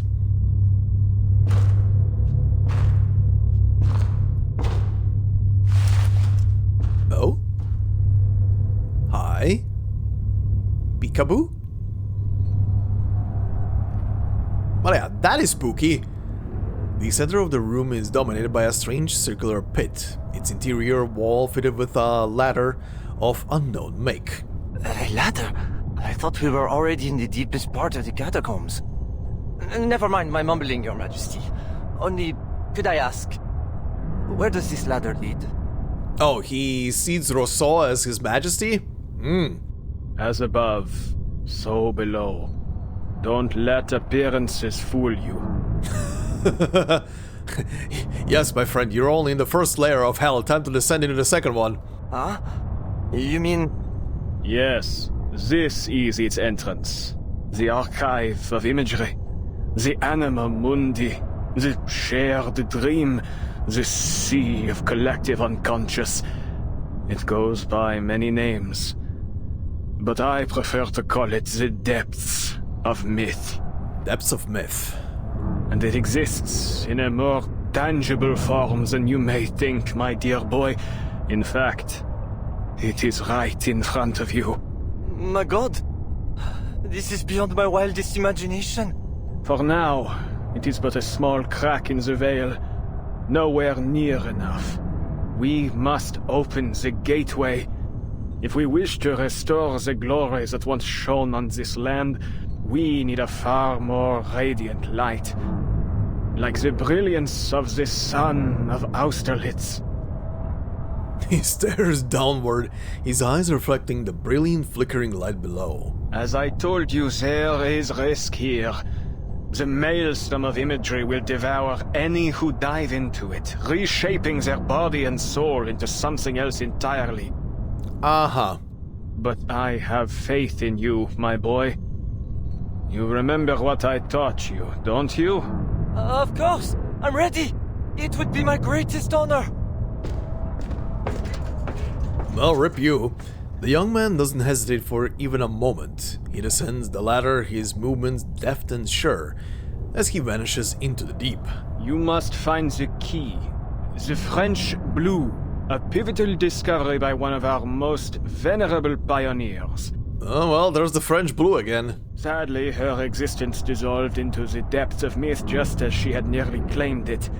Still, her discovery has paved the way for our victory today.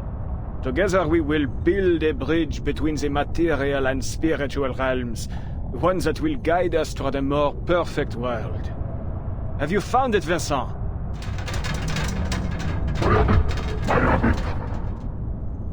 Well, that is a nice voice, Vincent. The young man reappears, but where his hands should be, he instead grips the side with a pair of massive lupine talons. It's bright, so blindingly bright, that part of the sun. A twisted head follows. Yup. Nice. Jaws glinting with vivid blue ichor dripping from its fangs. An inhuman, monstrous face. C'est magnifique! That's it! Bring it to me! Bring it to me! But in the next instant, the blue scatters into drifting light and fades away. The rapture on the man's face freezes, only to melt away to nothing. What a shame, dear boy. It seems you weren't worthy after all. The beast lets out a mournful cry, but the professor ignores it as he turns toward the entrance. Perhaps, then, the final experiment must fall to you, Celia. My brightest student. Of course he knew the cheese here. Oh, and that leads into battle. Okay. Is this gonna be why these beasts of Gévaudan keep appearing? Because the professor kept luring people down here and sending them through the gateway, but they come disfigured back every single time. That's a bit sickening. Oh, he's the enemy, huh? A friendly professor. Everyone has secrets. At least his aren't related to academic misconduct. Aha. Response of the student. Call of the professor. Adrenaline shot. And these two. Alright. Attention. Foreign objects on the rails. Alright, Professor, time for punishment. Oh, text. Professor Rousseau, what have you done? I had wanted this to be a surprise, Celia. Our research has entered a new phase. A new phase? All I saw was Vincent turning into a monster! Hush, no need to get so worked up. All he has done is assume the form his subconscious most desired. Isn't that right, Vincent?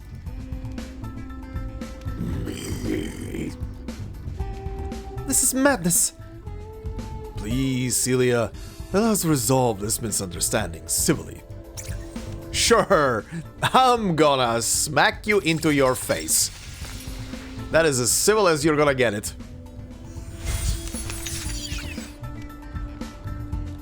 Don't you see?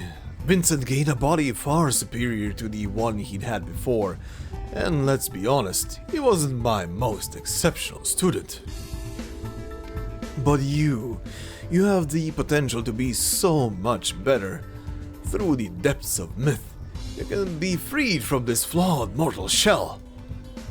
Come, Celia, it's time you took the step that will change the world. Stay away from me, you lunatic! He's definitely a lunatic.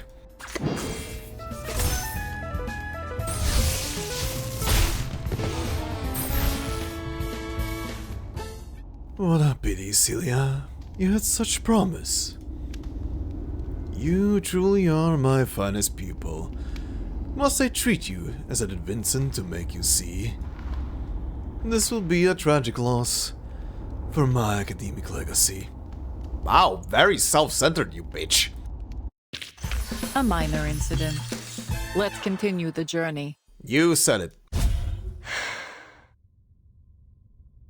Laurent Rousseau is a madman. Rage and sorrow twist her friend's once studious, gentle face. I thought he genuinely wanted to make the world better through parapsychology. He'd gone much further than anyone else. But I was perhaps too foolish, too naive to realize that all his novel theories, all the inspiring dreams he shared with us, were lies, meant to ensnare us, to use us. All those rumors of monsters in the city, the madness in the streets, the disappearances, they were his handiwork. He and Manus Vindicte. Professor Rousseau? The depths of myth? Manus Vindicte? I saw him. Vincent. He became a beast of Gévaudan. I saw it with my own eyes. Then he turned to me and... Her voice breaks with emotion. Countless questions crowd forward, but in the end, they all yield to one. But you're safe now, Sissy. That's all that matters. We'll figure things out later. For now, we need to get out of this accursed place. Adele holds Celia's hands so tight her knuckles blanch. Whatever else, she's certain of one thing. She won't lose sight of her friend ever again. So she steps forward, yet no footsteps follow. Sissy? What's wrong? Allons-y, come on. We have to go. Is she even there? Her friend doesn't move with her. She stands motionless, expressionless, until her mask is broken by the hint of trailing light and faint concern written on her face. I'm so very glad, Adele. Yep. Holy shit! I still truly see myself through your eyes, n'est-ce pas? Mm-hmm. Sisi? What do you mean? What else would you look like? He got to her. The fucking madman got to her, didn't he? And he tossed her down, probably. And now she's also some distorted thing. For an instant, she sees it through the veil of shadow. It's no illusion. They captured me, Adele, and threw me down the ladder. Mm-hmm. That's why she saw her in the dream. That's why she got the blue. She saw the actual Celia in the dream, and the actual Celia gave her, because she was in the collective unconscious, right? And she gave her then the blue.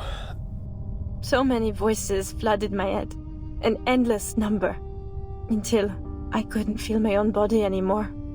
They told me things, whispered about this Manus Vindictae. Everything struck me so quickly, so chaotically, yet it felt so long, like an endless moment. But I found something in the current, a diamond, the key to all this. If that diamond falls into their hands, they'll use it to unleash the depths of myth. And when that happens, all of Paris will be drowned in the maelstrom of imagery. And I'm afraid everyone will suffer just as Vincent and I have. I had to get the diamond away from them. I had to make sure they couldn't use it.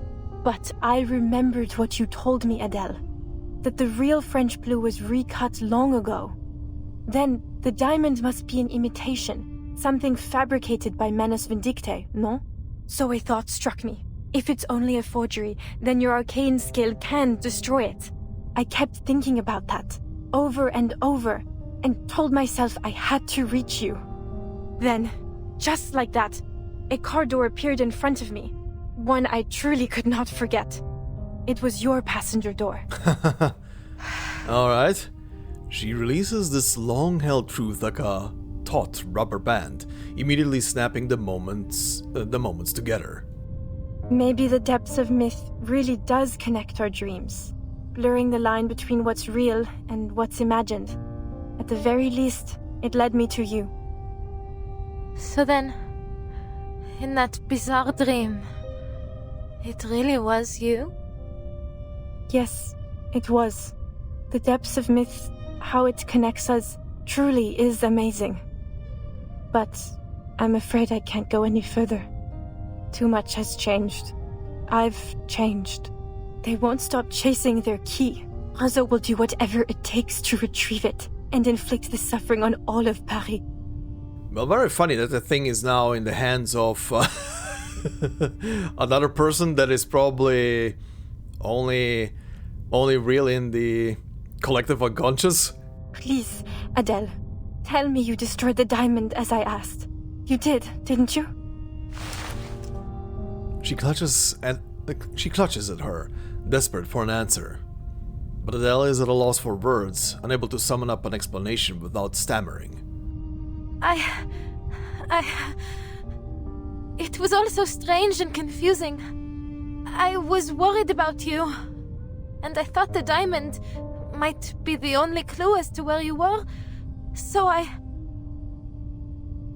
didn't destroy it. It should be with Felicienne now. Felicienne? Quelle horreur! You can't mean that, Felicienne! Oh? That's right. I told you about her over dinner. No, this is terrible. I see now, they're all... Listen to me, Adele. Felicienne is an enemy. She's with Manus Vindictae. Oh boy. You mustn't trust her. She's more dangerous than she... Oh, oh!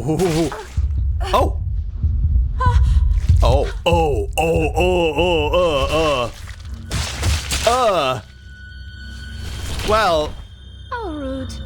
You really ought to reflect on your choice of friends, ma chérie. Holy shit, Felicienne! For personal slander. Holy shit, Felicienne!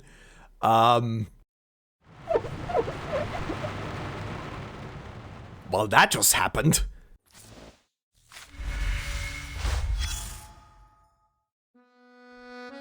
Huh. Huh. Okay. I didn't think it's gonna turn out that Felician is part of Malus. Considering she vanished, Beryl didn't even see her. Okay. Okay. Now I'm really wondering what the hell is up with her. And who she actually is. Besides just being part of Malus. Okay, what is this? Harsh critique. A few words of advice for Arcanists who've run out of options. Read the records. The Sun King's favorite. During Louis XIV's reign, life for most nobles of the sword was tough. They had to live at Versailles and follow elaborate etiquette to show their loyalty to the king. Earning even a small amount of royal favor meant extra rewards and yearly salaries, which helped them manage their debts. However, some families refused to exchange their swords for robes. Old aristocratic families with arcane bloodlines continued to flaunt their unique arcane skills. The Baron family was one of them. Once commanders of thunder and lightning on the battlefield, the Barons now performed parlor tricks at banquets to gain social status. As times passed, their wealth dwindled. After the Napoleonic era, these noble families found themselves deeply in debt, often selling off their possessions to survive. Investing in business became more common and was no longer seen as disgraceful. Fortunately, the rise of aluminium gave Monsieur Baron the chance to apply his arcane skills to this new industry, bringing his family a steady income. But their success didn't last. As new weapons and a new social order emerged, human technological progress made low-output arcane skills obsolete once more. Electric lights and wiring became commonplace, and the whole probably not herald or probably not. And the whole herald process made aluminium cheap, wiping out the Baron's family's last viable business. What a pathetic glory of the past. What pitiful noble souls. These nobles desperately needed an opportunity, some support, a chance to change times and restore the Arcanist's prestige. Okay, so yeah, kinda had a feeling with the earlier description as well that they kind of fallen on harder times. I wonder if this also led them then to join up with Manus Vindictae, because yeah, if they were on a pretty high branch at once in their life and then pretty much were made completely obsolete, and then comes Manus in and whispers sweet nothingness into their ear. That might sway them to become part of it, right? Alright, let's see the next one. Soulmate. Bloodstains never wash off. Oh boy, okay, back to our two girls and the professor. Uh-huh.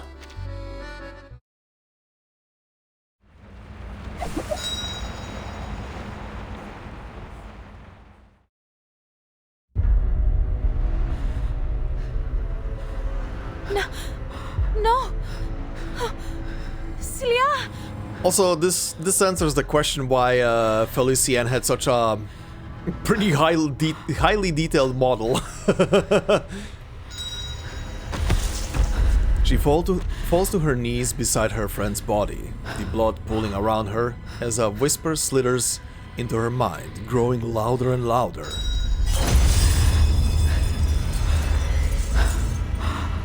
Uh-huh. My head hurts. Reality shatters. Blood, a limp hand, the gem's brilliant glow, a familiar voice, the cold sneers. Everything spirals into chaos. The world spins and darkness follows everything. Take a deep breath, Adele. Beryl? Come. Take my hand.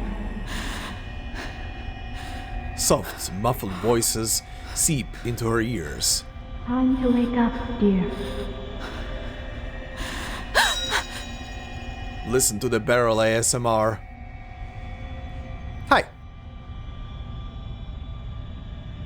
Then the lights come on. After several slow blinks, she begins to make sense of the faces staring down at her.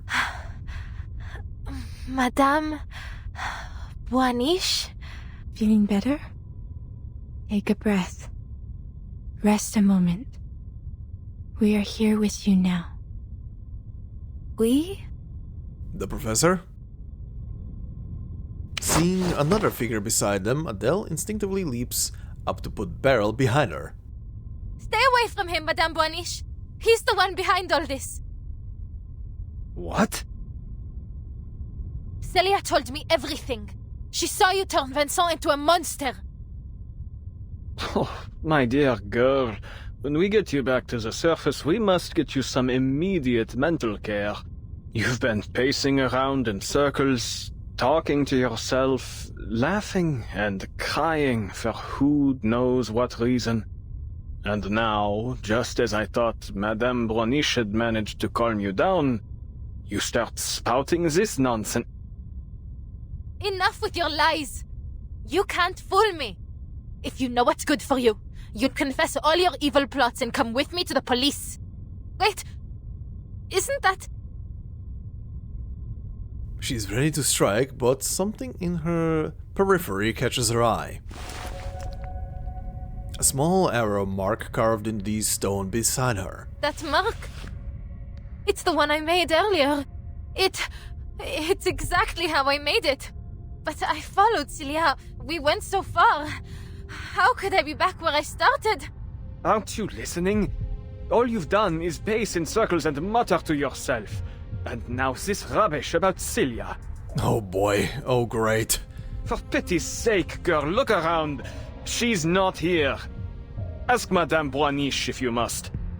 It's like she's just jumping in between reality and an alternative world where the people she trusts are just evil, and in reality nothing is like it is on the other side. Kind of wild. But I saw her with my own eyes. Felicien stabbed her. It was real. It was true. She was dying in my arms. Her blood was on my face, my hands. She holds out her hands, the very ones she used to lift the bloodied body of her dearest friend. But there is nothing there. No stains of red, nothing but old calluses. How could this be? This must be another one of his deceptions. You have to believe me. She grabs Madame Boaniche desperately, as if she were the only thing keeping her afloat. Can't you use your divination to see the truth? Please, Madame. You have to help Celia. She's dying somewhere. Her voice trails off. Adele realizes that Beryl's answer isn't what she wants to hear. It seems this curse still shadows over you. What you saw were simply illusions. Rest assured, I will do what I can to help you through this. Beryl reaches toward her, but Adele steps back. Illusions?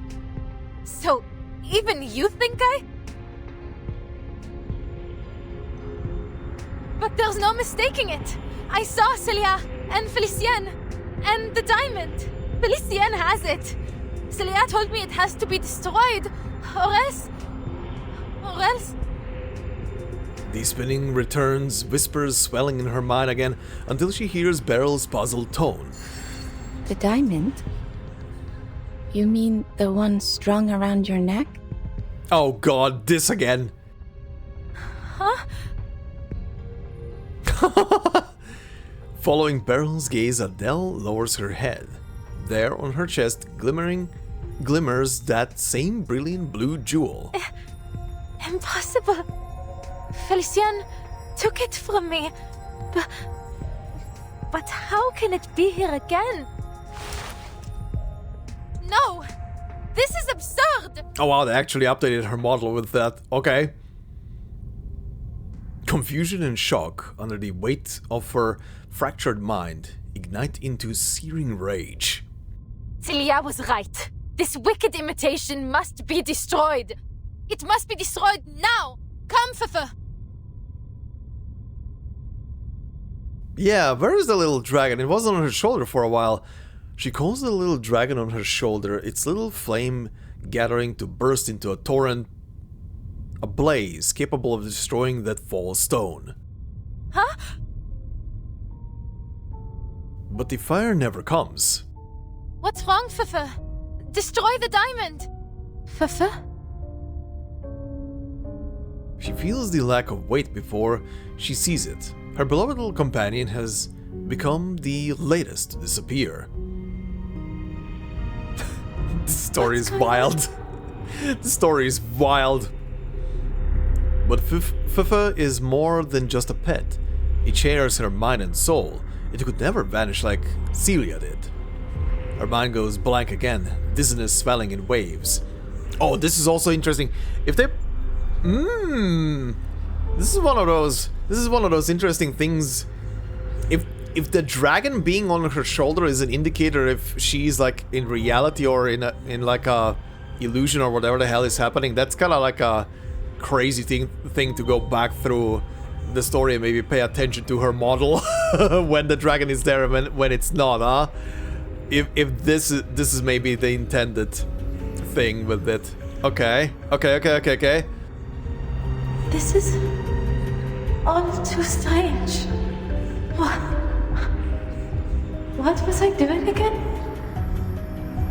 Her head pounds, all sound vanishes except her own panic breathing. Right. The diamond that Celia gave to me. What she said was real. I have to destroy it. Resolve flickers to the surface, only to be dragged down by the tide of hesitation. But this isn't any ordinary diamond. It's the miraculous French blue. Do I really have the right to destroy a national treasure? Inhale, exhale. Even that simple act stretches her mental state. Who was it who asked me to destroy it anyway? Oh, it must have been Celia. Uh-huh. But Celia, she gave the diamond to me. It's mine!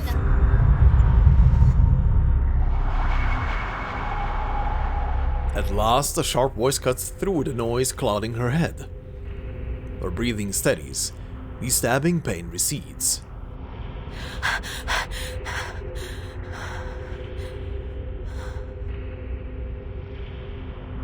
She stops. A drowsy calm spreads through her. Every worry, every doubt slips away into a warm abyss. Please, mademoiselle, you seem to have been through a lot. You need some rest. Perhaps some fresh air might ease your symptoms. Come, I'll lead the way back to the surface. My colleagues and I have a reservation at a restaurant nearby. Please, join us for dinner. I do not like that one of your glasses is kind of like fogged over or something, so the eye can't be seen, like half-truth speaking. A firm hand falls on her shoulder, and at last she finds herself unable to resist it. I think you're right, Professor. I need some fresh air. Adele hears herself agreeing softly, meekly. The necklace, heavy with its vivid blue diamond, hangs against her skin, tangible, real, as if it had always been there. Oh, this is going great. This is going great. Absolute confusion. Absolute confusion. I do wonder now if but I'm gonna have to finish the story first. Maybe I'm gonna just like on speed recheck all of the scenes from the story just to see where the dragon was present, where it wasn't present. I really wonder now if they're playing into that thing of the scenes where the dragon is in are reality The ones where it's gone. She's kind of like either hypnotic state or maybe she wandered into the other side. Who the hell knows? I'm just curious right now. What the Grand Guignol? Horror, gore. A play where both the actors and the audiences pass out by the end. That's what makes a truly great performance. Aha, sure. Sure.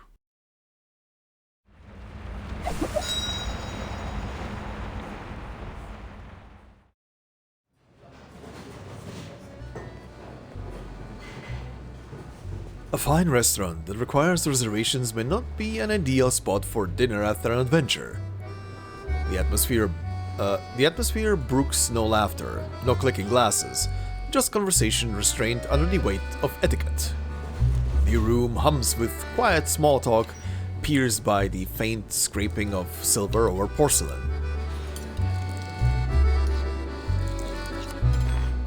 That is also... You cannot cut steak with a necklace in your hand, Adele. Why not put it down?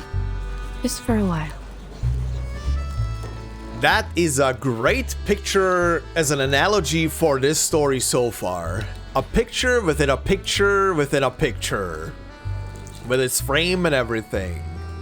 Yeah. A carousel on the top left spinning. Oh, there's just a nice little Manus guard down on the left. And I think I see another Manus guy there. Oh yeah, there are Manus people on the left. Right. And on the right as well. Cool. Very cool. Yep. We're in an amazing spot right now.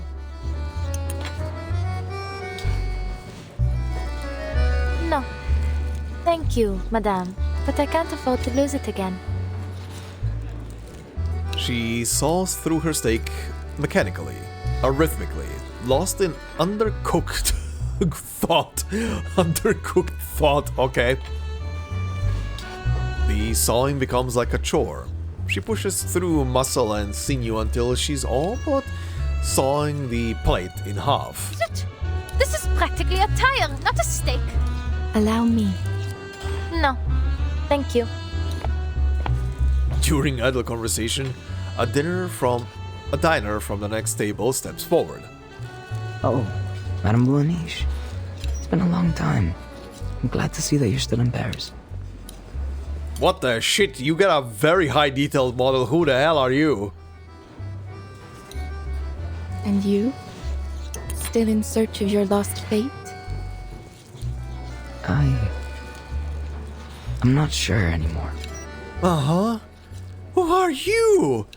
What you said may have been right. Fate is a kind of erratic stream. To search for meaning in it or impose meaning upon it is pointless. Even so, some part of me still longs to try. Perhaps it will one day be in reach. But I wouldn't want us to dwell on my insignificant problems.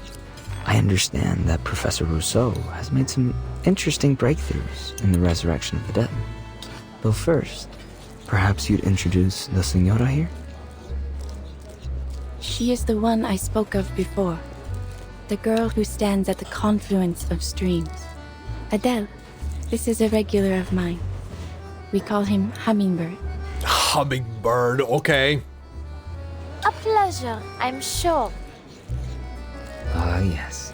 I see what she means. Who is this character? Also, I don't like that the plant has like blue splotches of color on it. That just signals manners.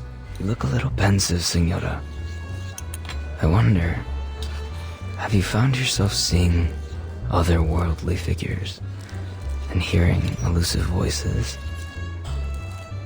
Are you still yourself?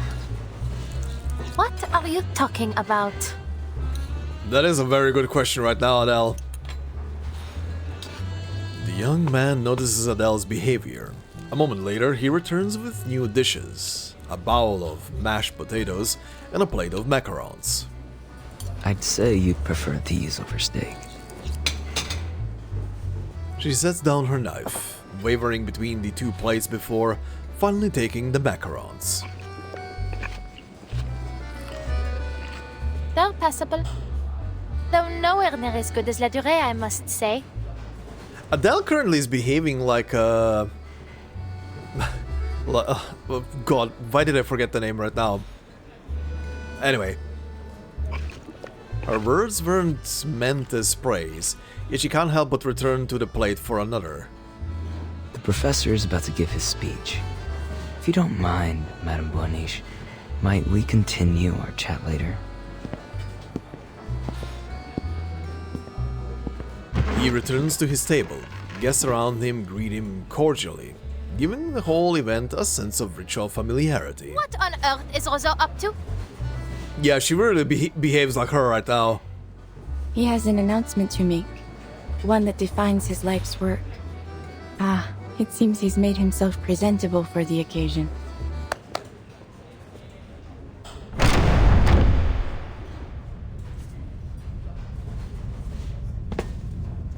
How is he gonna appear?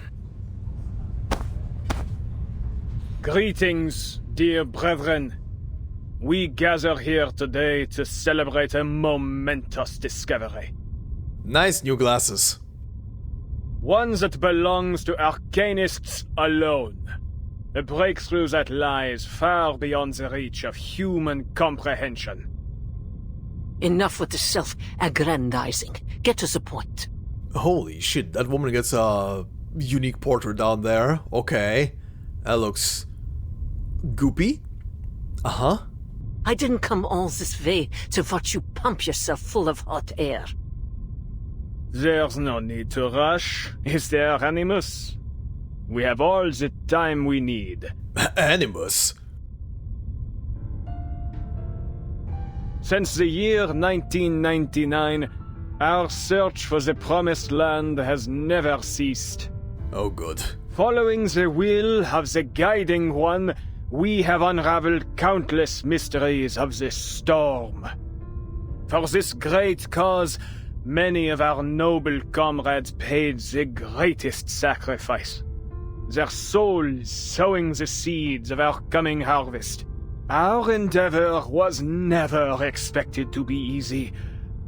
But tell me, has it ever crossed your minds whether this storm is the sole path to the Promised Land we have collectively sought to bring about? Further still, do all of us here, myself included, share in the same vision of that world? We are nothing like the Foundation's numb, obedient lapdogs, incapable of independent thought. Wouldn't you agree? This storm promises only a change to our imperfect, superficial world. Yet I believe a transcendent world may be drawn up from the depths of myth. A world where each and every dream becomes reality. Tell me, which would you prefer? Yeah, this is very lovely. Same old song and dance. Perhaps you care to show something new and actually feasible for once. Otherwise, you'll get naught from me. My dear Animus, worry not, for I have come well prepared to open your eyes. I have discovered a means to access the depths of myth, and through it, achieved a miracle. The miracle of resurrection. Allow me to demonstrate.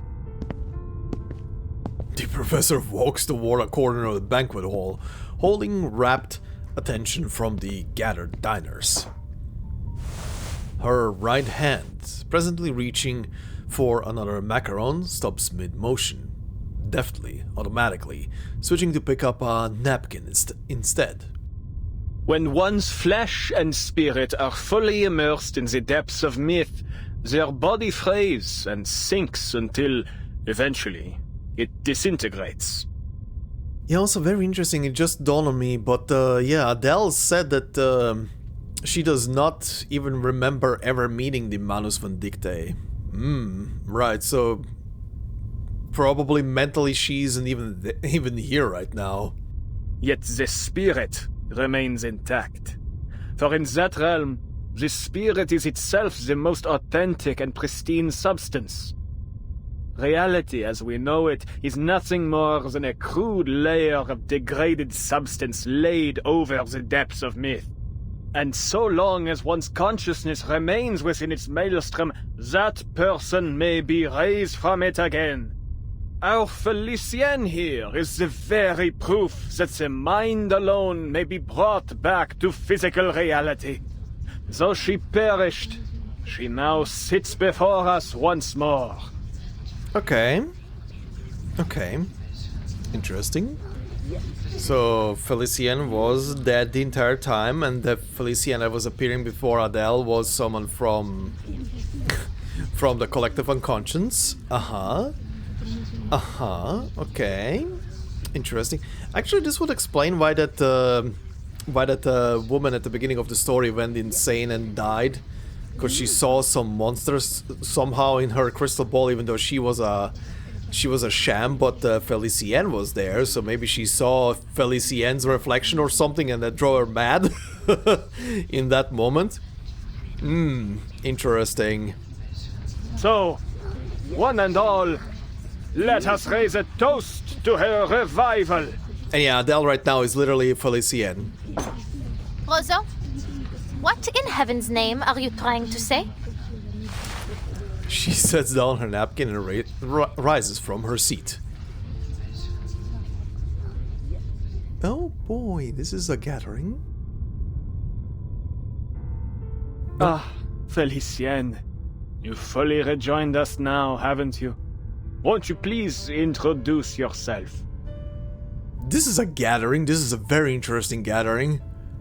Okay, so yeah, they're all Manus members. I do love the Beryl is just there looking at her without any kind of real expression on her face. So yeah, Rousseau, then the old chick there, what was it, Anima again? What was the young boy's name? Hummingbird, right? Then whatever that guy is with the crab mask, a plush toy.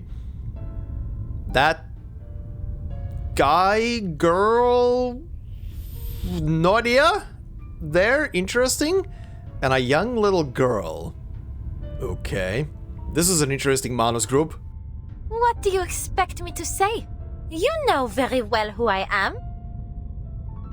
The diviner's eyes follow her, though the focus of her vision lies far beyond this hall. How are you feeling? I would feel a great deal better without your patronizing tone, madame. I have neither need nor want of your sympathy. Ahem.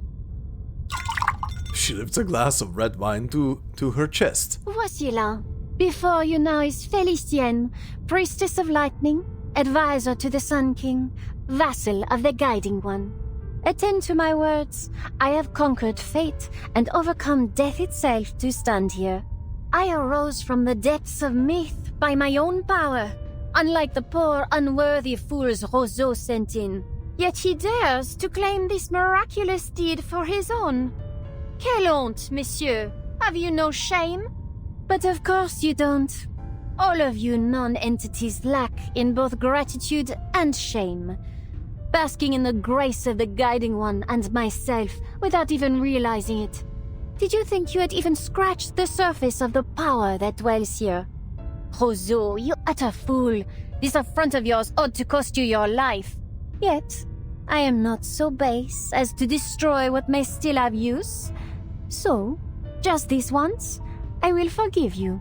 As for the rest of you, my forgiveness likewise extends to the rudeness you all showed in stuffing your faces before toasting to my health.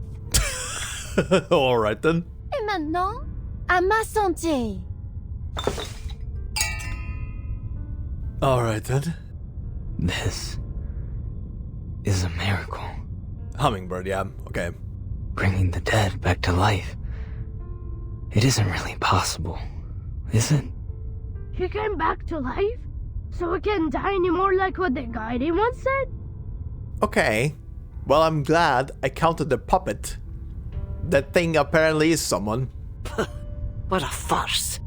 All you've done is manipulated some girl into believing she's Felicienne, and yet you dare to call it a miraculous resurrection.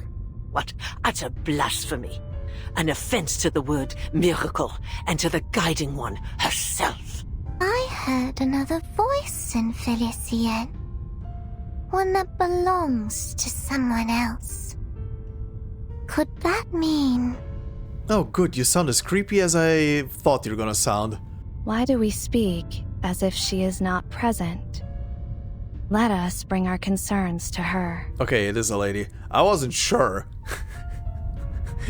Anime designs and everything looked very androgynous from that low detail angle. Alright. There are things only the true Felicienne would know. Mind alone, returning to reality? But has Felicienne lost her arcane skills in the process? If so, then this revival is meaningless. Whatever the case may be, if this is a true venue of life eternal, should we not seize it? At least until we find an alchemist capable of concocting the Fountain of Youth. I believe I see one drawback already. Only one who dies in the depths of myth may be returned from it. To die elsewhere would be to lose the original image of one's being. I imagine this is our shared goal then, to unleash the depths of myth upon the material world, so that we might render a collective image of all who dwell in this era to be raised anew. A demure and polite voice in the corner interrupts their debate. But ought we not to first celebrate Felicienne's return? The fucking picture is alive. Okay. Oh. Okay. Though I must say, it is a strange sort of return. How different she looks, n'est-ce pas? True. This dowdy girl is a poor vessel for one so noble. Mind your tongues. You're speaking of my new body here. For all her faults, I would not call the girl dowdy. She simply chose to turn a blind eye to beauty. I've always felt she picked the wrong career. She's very pretty. Shut up. I admit, it did her some good. She learned to read people and how to put them at ease.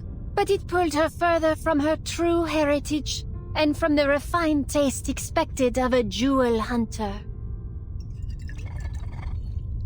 Alors, Felicienne, your right hand, is it all right? It'd be shaking. What do you mean? Do you not feel it trembling? Oh, shoot. Is something wrong? Her right hand moves on its own, splashing the wine across her face before she can stop it. Oh, Adele, you insolent! Yeah, she's still there. She's still there and she's not pissed. Oh god, what now? Who are we fighting now? Oh, just... Oh, Felicienne, but like a Adele version? Alright. Condolencing Concierge. Love follower, he is gentle, polite, and trustworthy. Sword will... Okay, I think this is the same description. Yes, yes, yes, okay. Felicienne.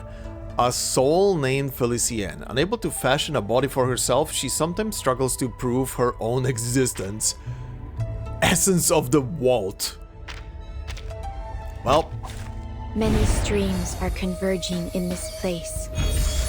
I'm about to put you a couple of feet under. Must you crash the party in such a barbaric fashion, Adele? What happened to my body? What did you do to me? Enough questions. This body's mine now. It comes with some seemingly useless arcane skills, but I suppose I could do worse. From this day forward, this body will serve only my noble soul. You ought to feel honored. Get out of my body. I agree with this. I agree with that last statement. Get their shit out. Get the fuck out.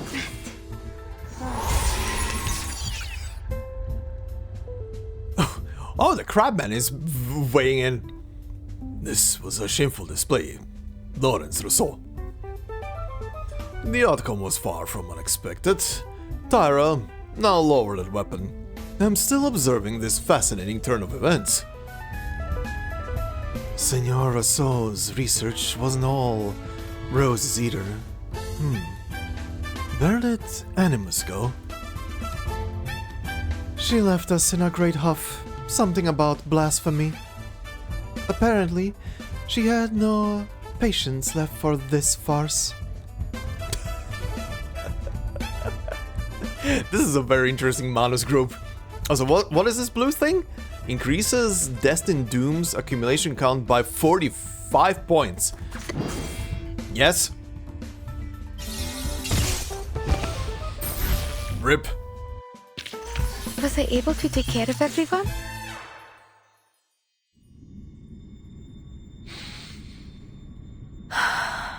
Oh, it says Adele. You back, girl?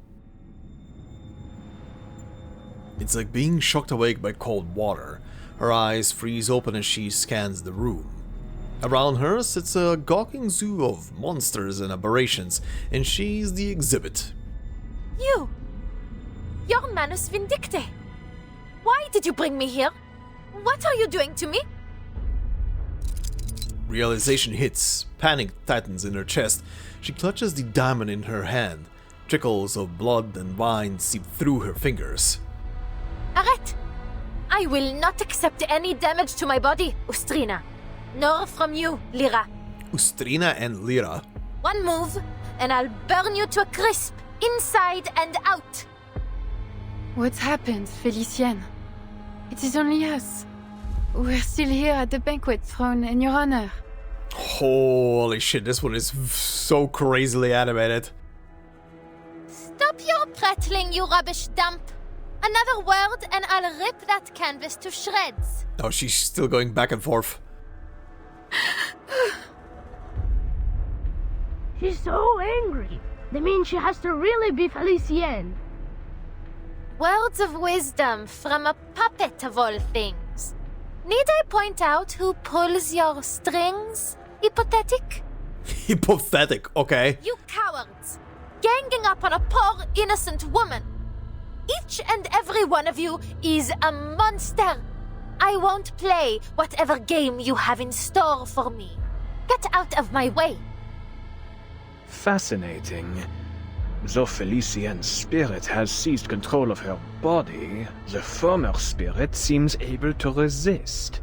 If I am indeed correct, what we are seeing is their thoughts and memories beginning to blend, causing this confusion. The professor scribbles down notes in a rapturous flurry, recording every little tick, word, and movement. Laurent Rousseau, you've been in league with Manus Vindicte all along. You were lying to me. Everything Celia said was true. Adele attempts a show of defiance, but all she receives in return are curious, observant stares. My dear, no one here has mentioned Manus Vindicte but you. Yet you seem to know a great deal about those present already. Far too much to be a mere guess. You have met these people before. I won't let you play with my mind again, Beryl. Celia told me all about these thugs. She told me everything. Then it dawns on her, a flaw in her own reasoning. Maybe not exactly everything, but she did tell me that it was Manus Vindicte that killed her. Rousseau, Felicienne, you killed her. You murderous Manus scum. I believe it is time you faced the truth. Okay, time for a reveal, huh? The truth? What is it this time? You think I don't see through you? You killed Celia. In that place where the archive of imagery overlapped with reality. You killed her by your own hand. Oh boy. Oh boy. Oh boy.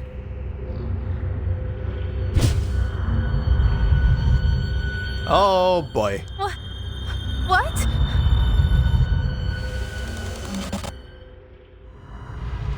Uh-huh. You remember it, do you not? You allowed it to happen. This is... Do they mean that maybe Felicien took over and killed her friend then in front of her? With her own body? She reaches for any sort of proof she might have to match her claims. She should never have listened to these lunatics. Maybe she should have just torn them apart with her bare hands. Start with that woman, tear open a path, get back to the car, drive off, and then... And then she collapses. Probably. Uh-huh.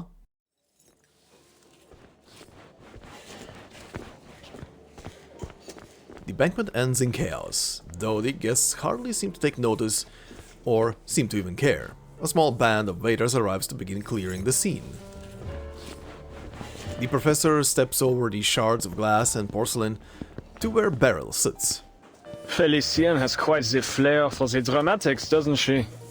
And as always, our audience simply sat back, their eyes glued and mouths agape. We are indeed fortunate for your skill in divination. We will have to wait for Felicien to return to her senses, but thereafter we follow the plan as discussed. Using the French blue as our focal point, we will draw up the true, perfect Paris from the depths of myth. Democratic, independent, chosen by her people and shaped by the dreams of every one of her citizens. I have seen many versions of Paris, from flames to paradise. Nothing is beyond possibility. Beryl offers a vague, distant reply. She looks out toward the open doors, but says nothing more. The professor holds his stare on the pendulum in Beryl's hand, guessing she's once again trapped in a trance, and leaves her be. Prophecies something to be revered and feared. Alors, tomorrow at dawn, we will perform the final ritual atop the Eiffel Tower. Oh, good. Okay, so Beryl is working with them?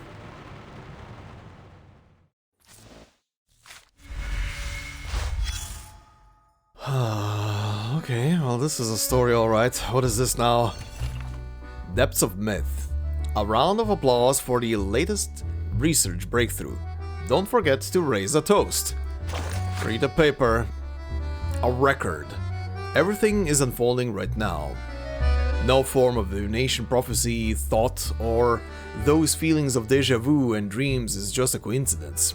Imagine a vault that exists beyond both time and space. Inside it lies everything. Love and hatred, good luck and bad luck. The oldest archetypes and legends. Under normal circumstances, we could never reach it, but the Guiding One and the Storm have made this miracle possible. Now the archive of imaginary, known as the Depths of Myth, has become visible to us. We owe a great deal to the pioneer whose research and courage made this possible. Her dedication and sacrifice deserve our deepest respect. We would all be wise to follow her example. Aha! Paris out of reach. Okay, I think this is gonna be a good spot to stop right now, cause if it's around 20 stages or... one of you told me how many stages there are actually in this thing. I think it's 20, 21, something around there. So this is gonna be a good stop to leave the last like 5 or 6 then. Or 7 for next time, and round it up then with that. This is interesting. This is definitely interesting. Really, really fun story that keeps you guessing what is real, what is imaginary. Very crazy story. I really like it. I really like it. I mean it. But yeah, I'm very curious how this is gonna end. How they're gonna wrap this up, and what the shit Beryl's role in this whole thing is at the end of the day. Like, she doesn't really appear like she's working with anybody, honestly. So I'm really curious what they're gonna be twisting and turning there with her. Huh. But yeah, Interesting. Interesting. Gonna have to sit a bit on this one and let it sink in. I'm actually gonna after this episode renders out and everything, I'm actually gonna go through the old footage of the combined footage of the last episode and this episode once it completely renders out, just to see scenes in which Adele had the dragon on her shoulder and where she didn't, because there are definitely scenes where the dragon is not present, but there are scenes where the dragon is present, and technically speaking it makes no sense because she's not calling upon the thing or doing anything specific. It's just like in specific moments it wasn't there. So I'm gonna take a peek on that, because that is very, very interesting. But yeah, this is where we're gonna call it. So guys, thank you very much for watching and listening. If you enjoyed, please consider leaving a like. And if you're new to the channel, consider subscribing.